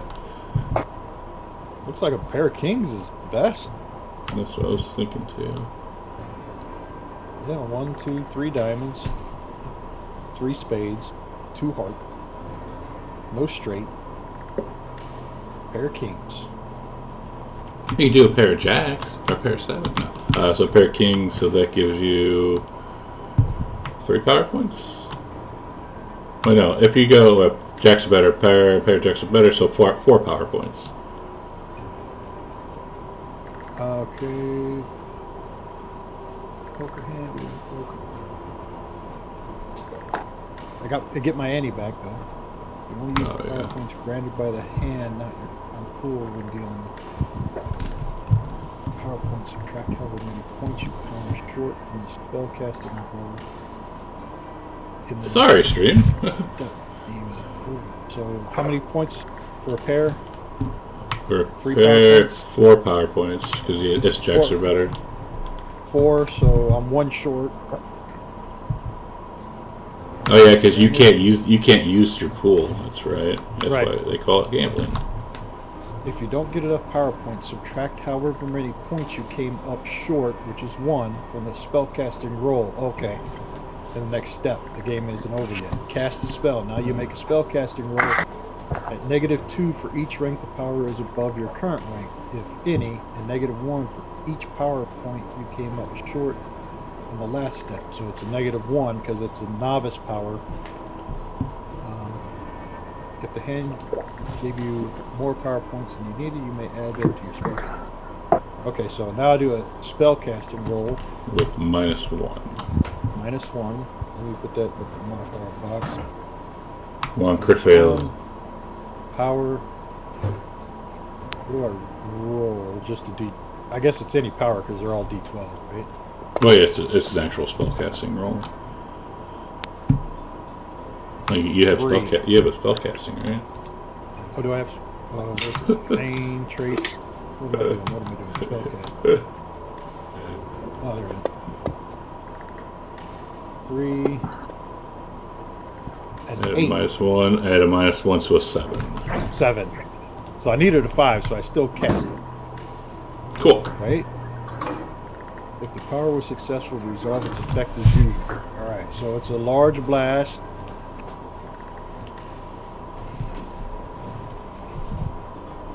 There it is. So if I put it there, do I get them all? And a bunch of cows. Oh, that's fine. Okay. So I get them all, right? Doesn't look because 2 corners, right? Yeah. It looks like I see 1, 2, the way you have it placed. Like if you moved it like there, you'd probably get more. All of them with that far one, right? Oh, with that one, yeah, that's what I'm seeing. 2, 3, 4. Target them. Where did the damn...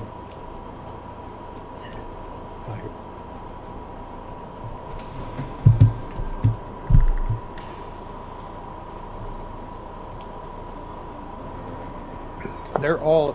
It doesn't entangle. I don't see a code for that.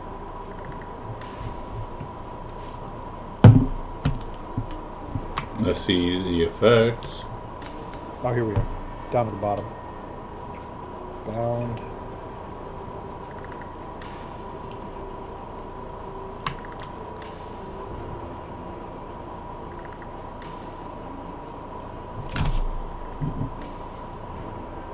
I got an 8, right? So they're bound too, aren't they? What? No, you got a 7 because of that -1 on the spellcast. Ah, that's right. So they're entangled. I should have been entangled. They can't move. I'm sure they could break free. Oh, breaking free is an action with success in a takeout here. Breaking free. Yeah, I'm sure they can break free. May break free on their turn under bound and entangled.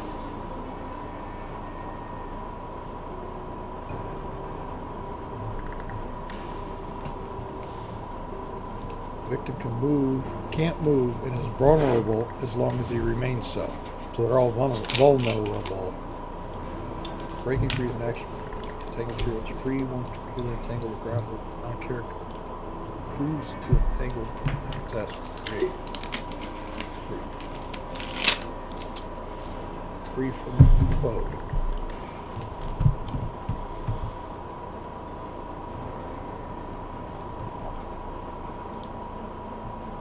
Athletics or strength at -2.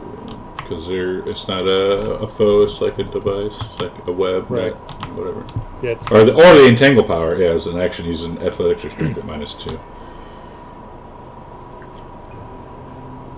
I'll let you figure out how to break free.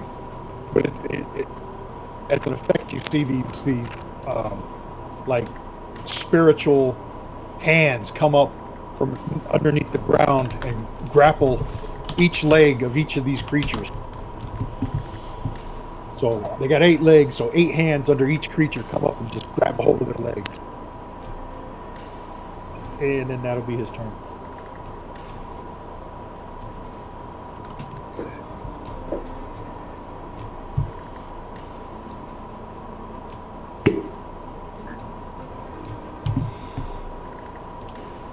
Abel, Did you add the Benny back? Okay. you're gonna lose it anyways unless you use all 6 of yours in the next half hour. They reset. yeah. They reset. Right. So I wasn't even gonna bother.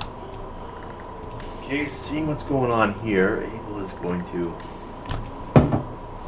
rush over here to this clockwork tarantula. Just need to double check something real quick.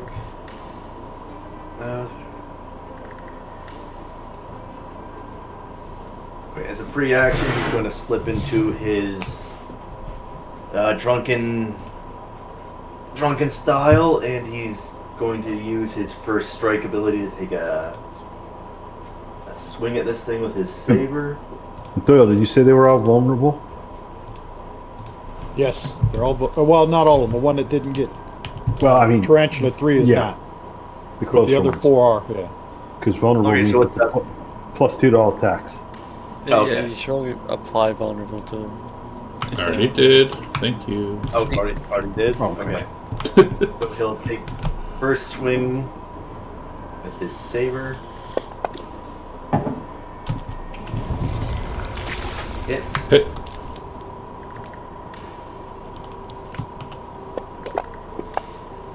Minimum damage. Unharmed. And then his actual attack.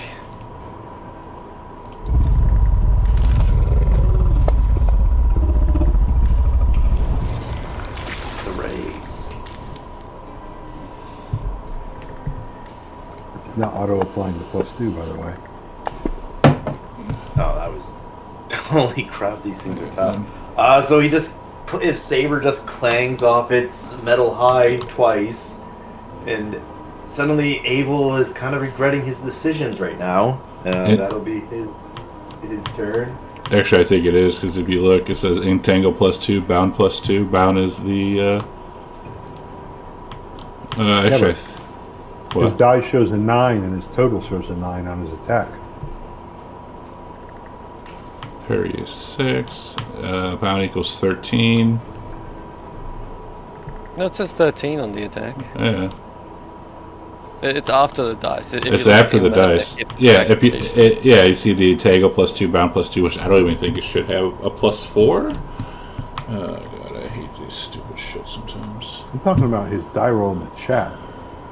When he swung his saber, Right. he rolled a 9, and Right. showing a total of a 9. No, if you look down, the very next one where it says clockwork Oh, tarantula 5, yeah. entangle +2, bound +2 equals 13. Oh, I thought it showed the total in the little box.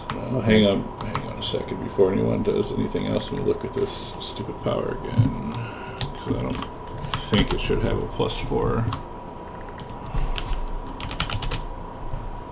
What is the power?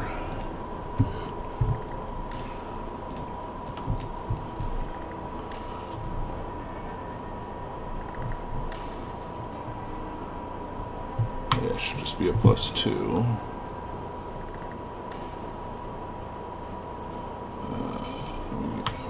Hang on. Alright, go ahead and move. There you go. Alright, as I'm moving to engage this thing, I have been training since the moment I got bit by them fucking tarantulas very early on how to kill these things. I'm an assassin. This thing is vulnerable. I've got the drop on it. It's gonna die.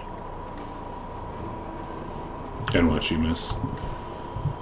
So, moving into combat, use it.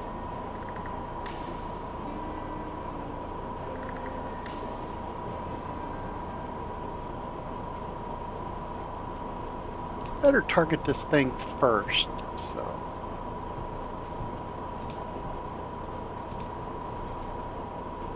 number 5, yes. Okay, first strike attack.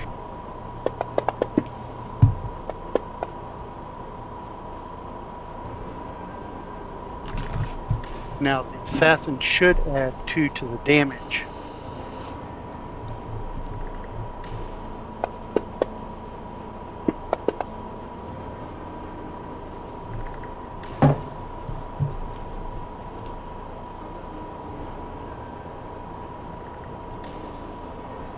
Alright, so that was 5.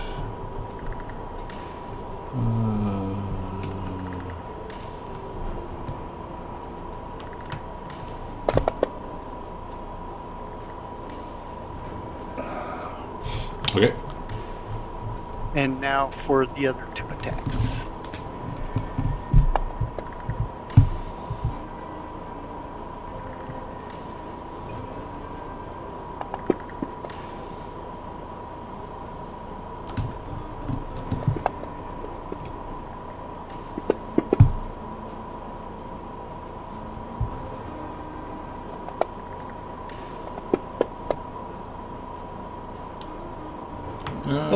I doubt he's going to try. He's going to soak that. So as you stab the shit out of that spider, you see it as you like remove your blade. You see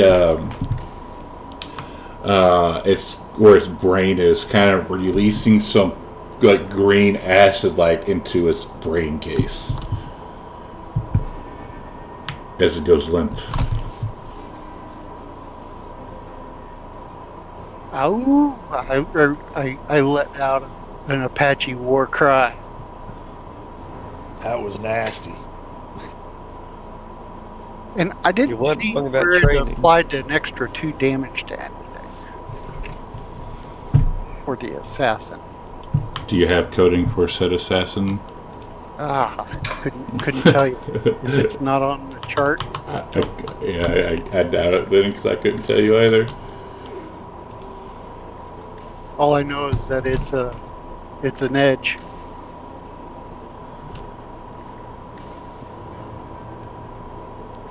Alright, so I would make some kind of coding for yourself for the plus 2 to damage when they're vulnerable.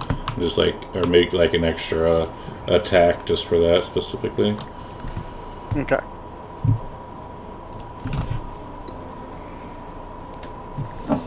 Anything else from Loco? Nope. That's it. Let's see. How do I pass my turn? Enter. Oop. Okay. Alright, now it's going to try. Let's see.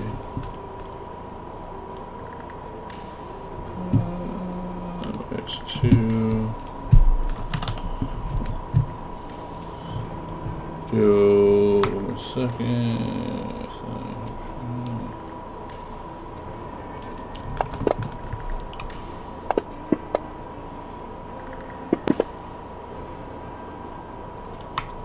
So this breaks out of that bound distract thing.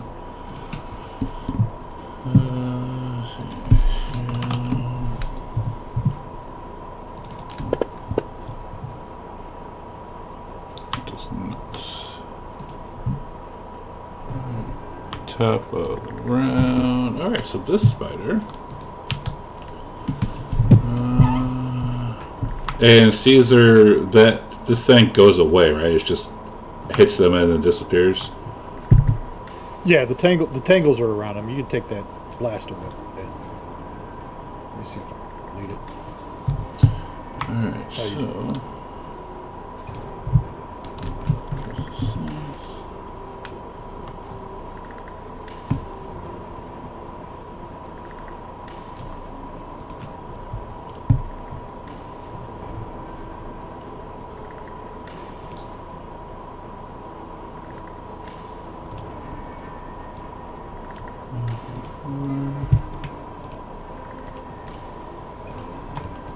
Thank you for the 3 of you for being in a straight line.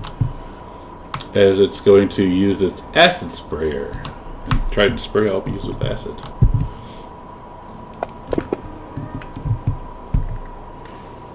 Miss, miss, and miss. And it has a rate of fire this. So we'll do it again.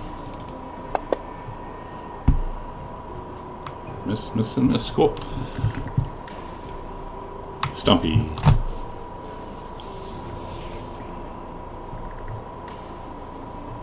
Kill this damn thing, Stumpy. He's spitting at us. That spider right here, that is incapacitated.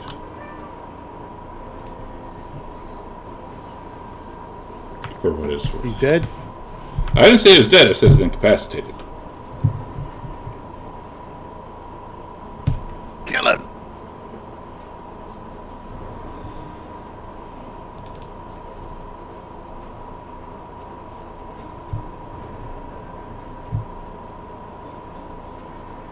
And your mic's muted if you're trying to talk. Yes, I was. I was blathering away. I figured. Okay. I missed my great line too. I was leaving Scroop on his own, but now I'm not since that one's incapacitated. I'm going to head. Wait, here we go. He's here. I'm going to go 1, 2, 3. Now I want to try and get around them. 4. Yeah, I'm going to run. And I only needed 1, so I don't know why I even rolled. I kind of had to get it. Wait, 1 more. And now I will attack this guy.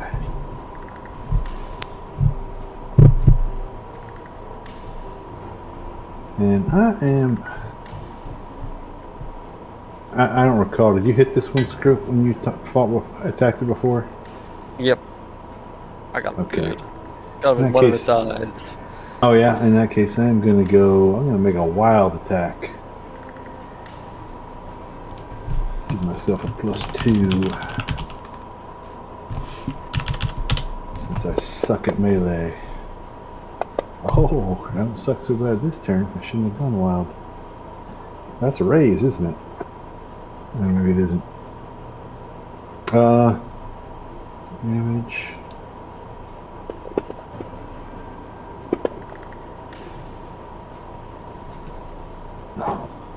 I'm gonna spend a Benny on that damage.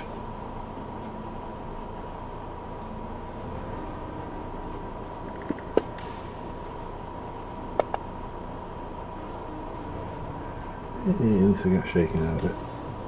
And I think that is my turn. Except I gotta put vulnerable on myself. So -2. And so make it strength.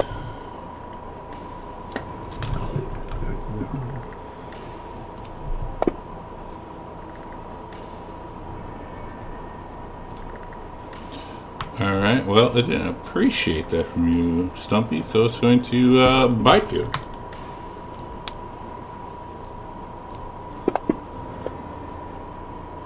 And miss. Does it have? I don't think it does. Well, I think it hit.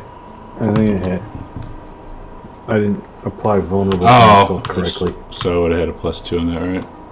Yep. Yeah, alright, so damage.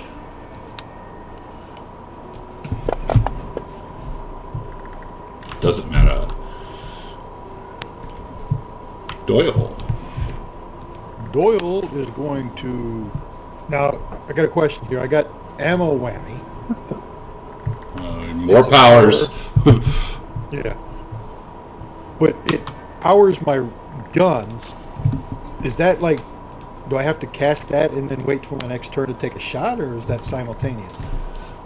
Anytime you use to cast a spell, you have to use your spell casting to be able to cast a spell. So I got to cast the spell first, and then I can't shoot until the next one. I don't. Yeah, I think it has something to do with it being his turn or something. I think I messed something up there because I'm definitely targeting myself, and I hit vulnerable and it applied it to Doyle.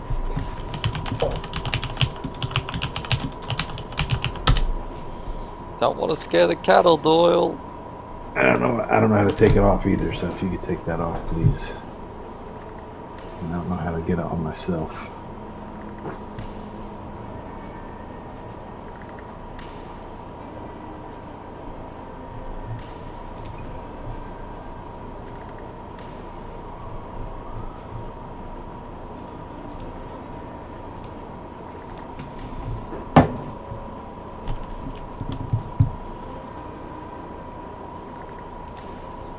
Sees.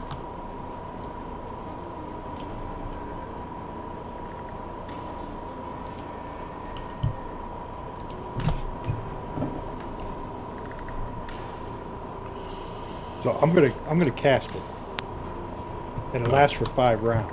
Okay. But I don't know. Do I get a shot or no shot? I don't know.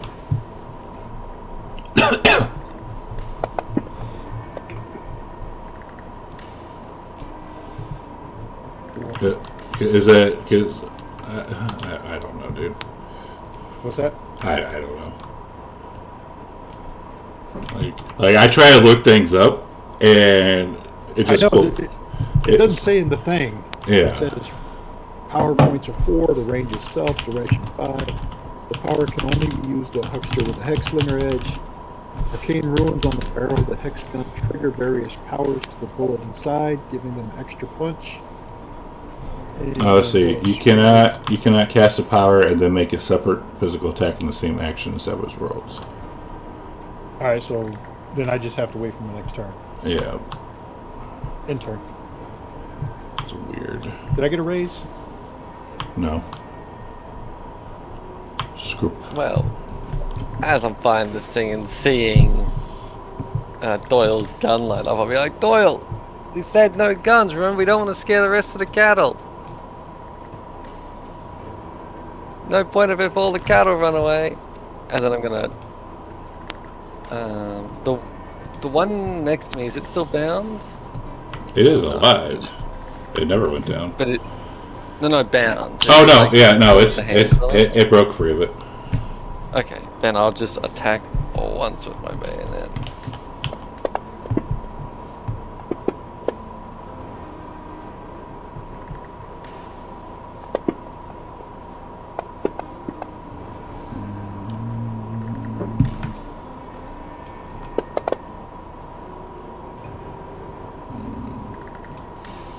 Alright, so that one. I aim for one of the leg joints and jam my bayonet through it.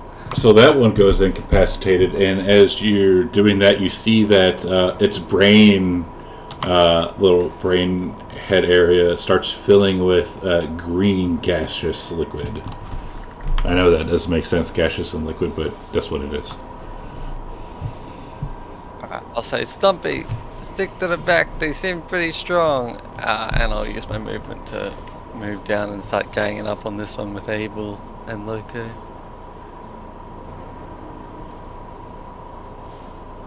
I had the end turn option there. That was so weird. Last time I didn't have the end turn option. This time I did. Blame Scuff. So Damn it, 5 is still incapacitated. Is 4 still grabbed by the hands? So I look over at it. It is. I'll move over and engage it. And go to work.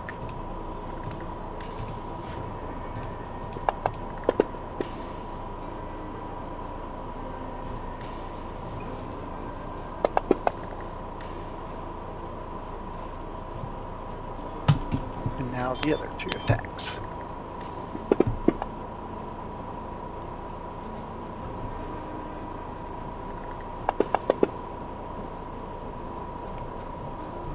And that one goes incapacitated also, and you see its brain start filling up with gaseous, green, like gaseous stuff. Yeah, I'm going to. Let's see, I still got one more movement. I'm going to back away.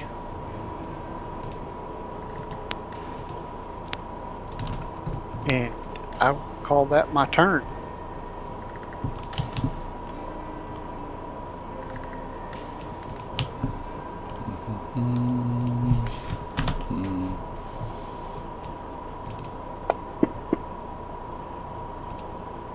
Abel.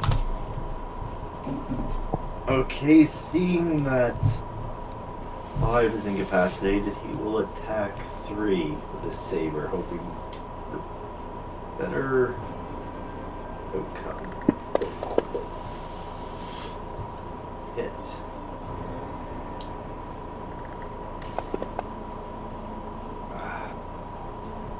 Shaken. Come on, Abel, put your back into it. And he'll take 3 steps back as he tries to figure out how to even hurt these things. Alright, Scroop. I'll say, Abel, you fucking coward, get back in here. Then I will make a bayonet attack on number 3.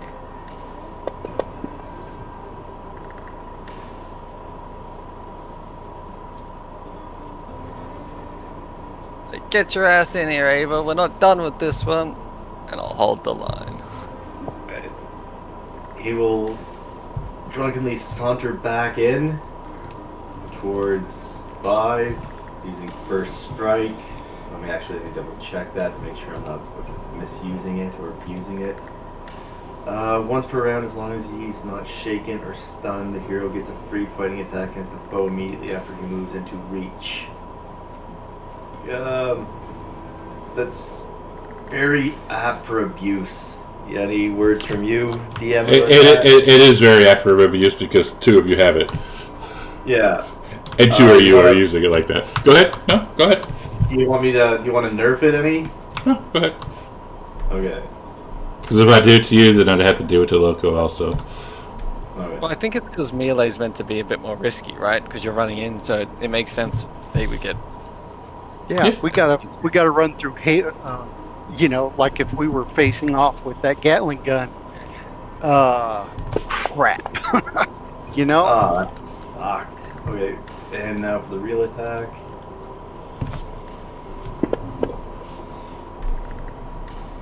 Hit. You're attacking the wrong one.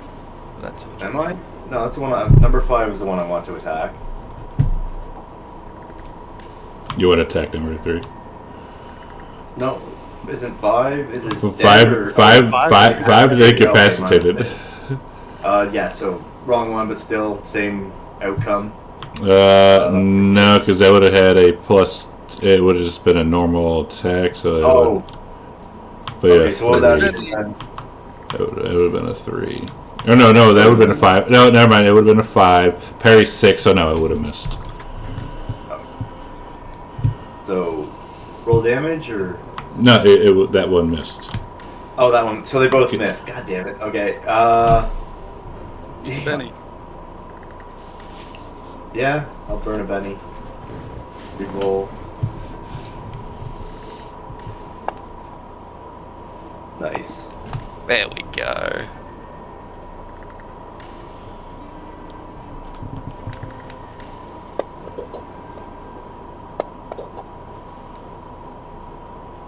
Finally, you get him actually wounded. And oh, you're gonna soak. Do you soak it? Mm-hmm. That'll be it for Abel. He'll stay where he currently is.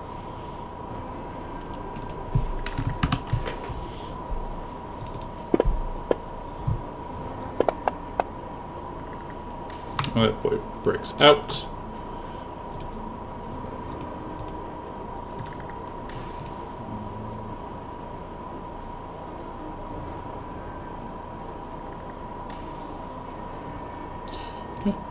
Doyle.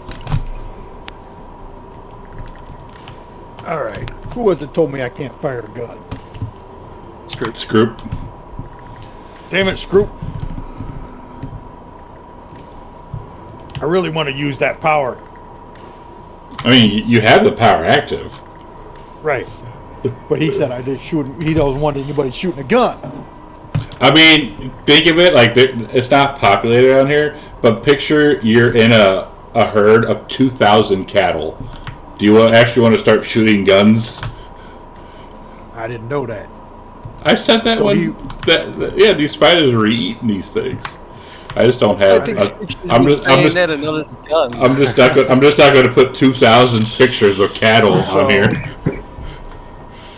He will use a bolt and fling some cards at this damn tarantula number 1 way over there. And he will use +2 for damage. So that's a 3 power points.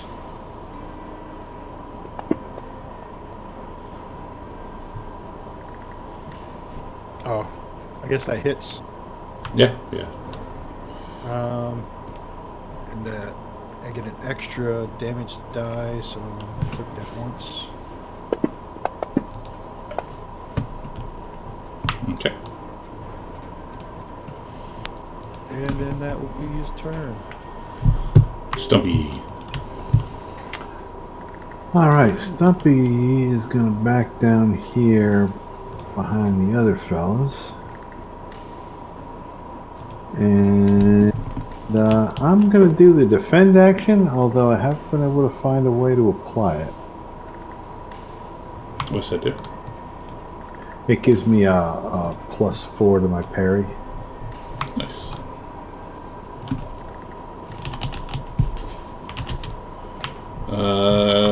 Custom, and that's just 1 turn. Yeah, until my next turn.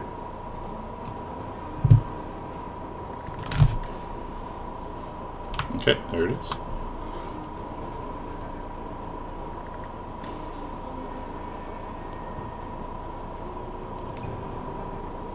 Oh, yeah, and that would be all I'm doing. Alright, so before, we're going to do a couple things. So let's see. Number 5, thank you for being in this area. As number 5, it explodes.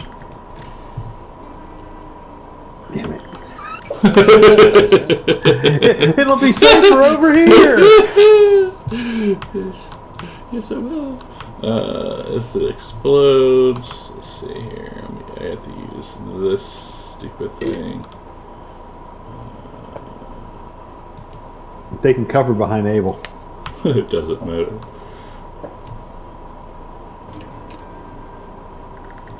We got fucking exploding spiders, and you saying I can't shoot a motherfucker? Yep. Might be able to now, since the explosions is likely to set the stampede off as anything. Oh, misses you guys. Sad.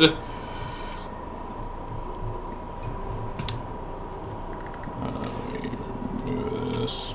Bam. 2. And then we go to 3. I'm going to use Benny to get rid of Shaken. We're going to bite at Scoop the Pirate. Bring it on. Arg. It brought it.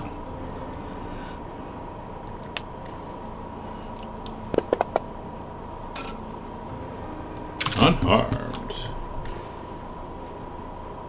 Troop spits at it.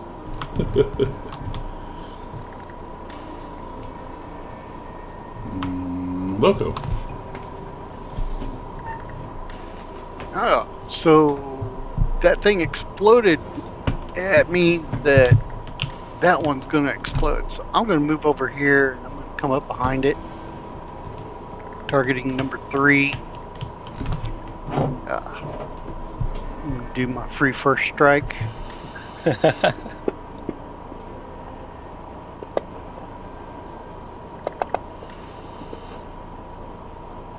And this one is not vulnerable, correct? Nope. Nope, this one is fast and loose. Okay. Fast and loose, just like my ex-wife. Oh, God damn. Yes, I said it. That's the first attack. Thank you. Now for the other two attacks.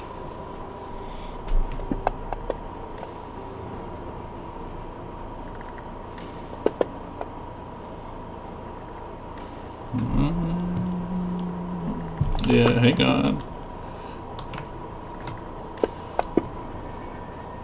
Thank you.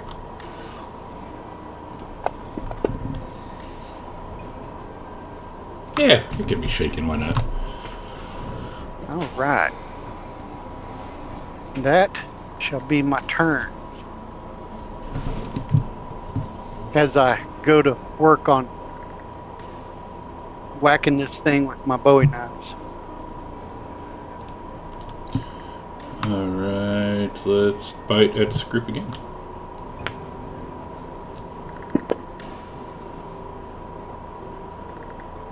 Damn.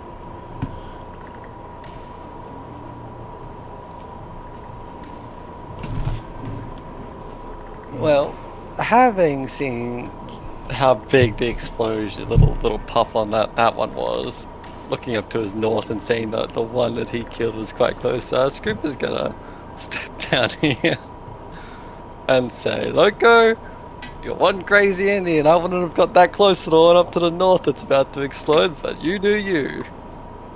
And I will make a multi-action two bayonet attacks.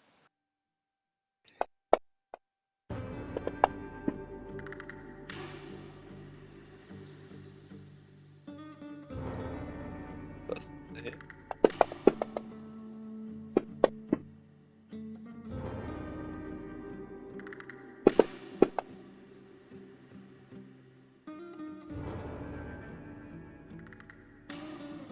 Is it still up? It is. Second one. Yes. That is good by me.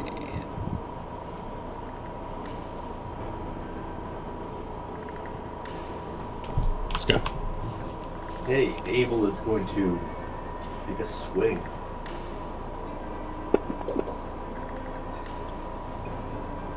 Hitting with a raise.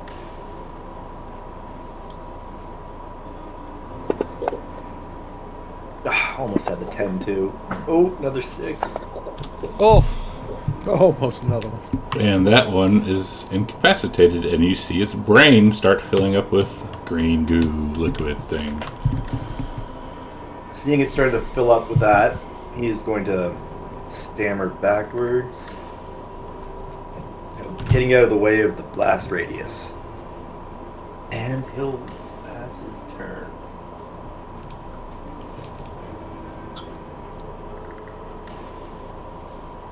The only one not destroyed or incapacitated is that one.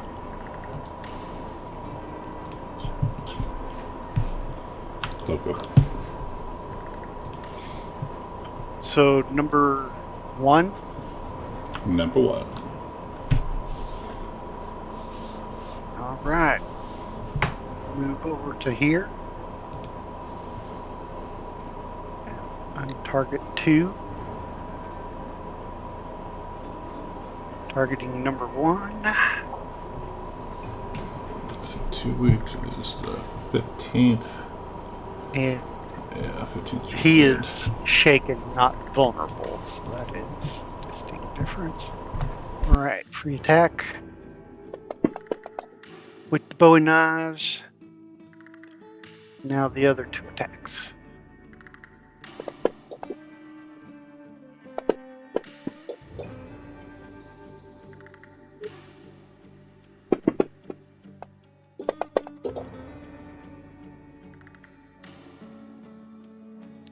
And then second attack.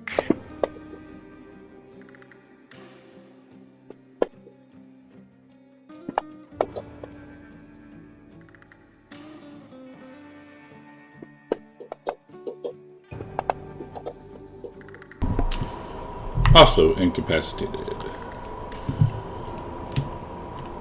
They're all incapacitated. So we're out of combat, right? Well, what are you going to do with them? Because you know they're going to explode. Yeah, I'm back in the Step fuck. away. Are we letting the cow? Are you trying to move the cows, or what are you going to do? Are these cows our cows or Bill's cows? Right now, they're integrated. Do we see any of our brand near these things? Right now, they're integrated. So yes. Alright. I mean, these spiders are 3 feet tall, so you could maybe pick them up. You could try to pick it up, or you could, I don't know what you would try to do with these cows. Or just let the cows suffer their fate and die. I don't know. I want to get the cow out. I'm not trying to move the spider. I want to lead the cow away from the spider. Do some yeehaw and shoot cows away from blast radius. Alright. Yeah, let's just say we can spend our time doing that. Getting rid of the cows. All the cows that weren't killed prior. Yeah. I can you move them all. intimidate in a medium blast template, so that's like I would try and do, intimidate the cows, because it's just close by. Intimidate them out there, like give them a huff. Yeah. What does cows care about your half scalped head? Oh, yeah, but they might care about a mean glare. But with that, I think that's time. Let's get some D20s out. Hopefully it's Sketh. Not me.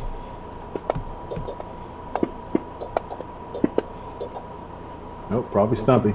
Oh, Stumpy. Come on, Sketh. Roll a 4. Sketh. That one coming for Sketh. Come on, God, Sketh. you guys even have bad rolls for the most part, and I still managed to be lower. Skethy. He concedes. Oh, it was Sketh Willie. Come on, Skethy. Sounds like he's not responding. Sounds like he wants to do it. I think he does.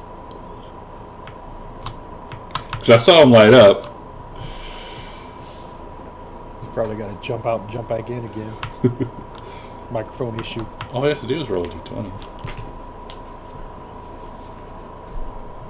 Or I can do that. Yep. Roll D20. Sorry, I was a step away for a second. Roll a d20. Yeah. Come on, 4. Oh, it rolled off a 3. Yeah. Alright, so Stumpy. Alright. Are we good for the 15th?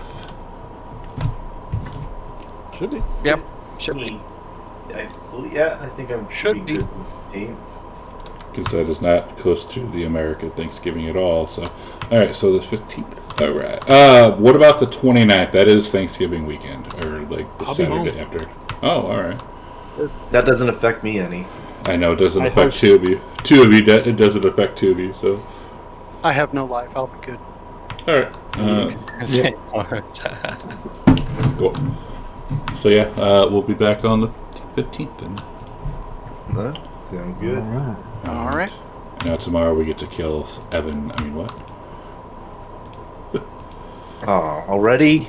No, because you have to live long enough to get your wolf, so the wolf ignores you and is friends like with everyone else, That's just me. and only listens to you in combat. Yeah, I should have thought. I should have realized something like that was going to happen.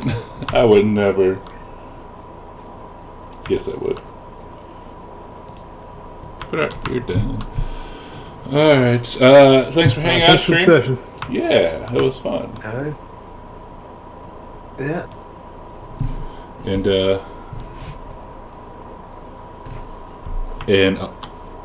in 11 hours, yeah. We I would never torment you. Yes, you will. You. I think you every game you try and give me a friggin' sentient item just to fuck with me. I mean, no, this time you did it to yourself, giving yourself a sentient creature. I guess so. Now send some Warhammer pictures so we want to see them. Nah, when I'm satisfied with the paint jobs. You're never satisfied with the paint job. I never will be. No. Exactly. Yeah. I'll see you tomorrow morning. Alright, String. Thanks for hanging out. We're done for the day. We'll be back tomorrow morning at 8:30 Central, 9:30 Eastern for some more. What the hell are we playing? Raiders of the Serpent Sea. That's what we're playing. So until then, thanks for hanging out, and yeah, goodbye. Cut this shit.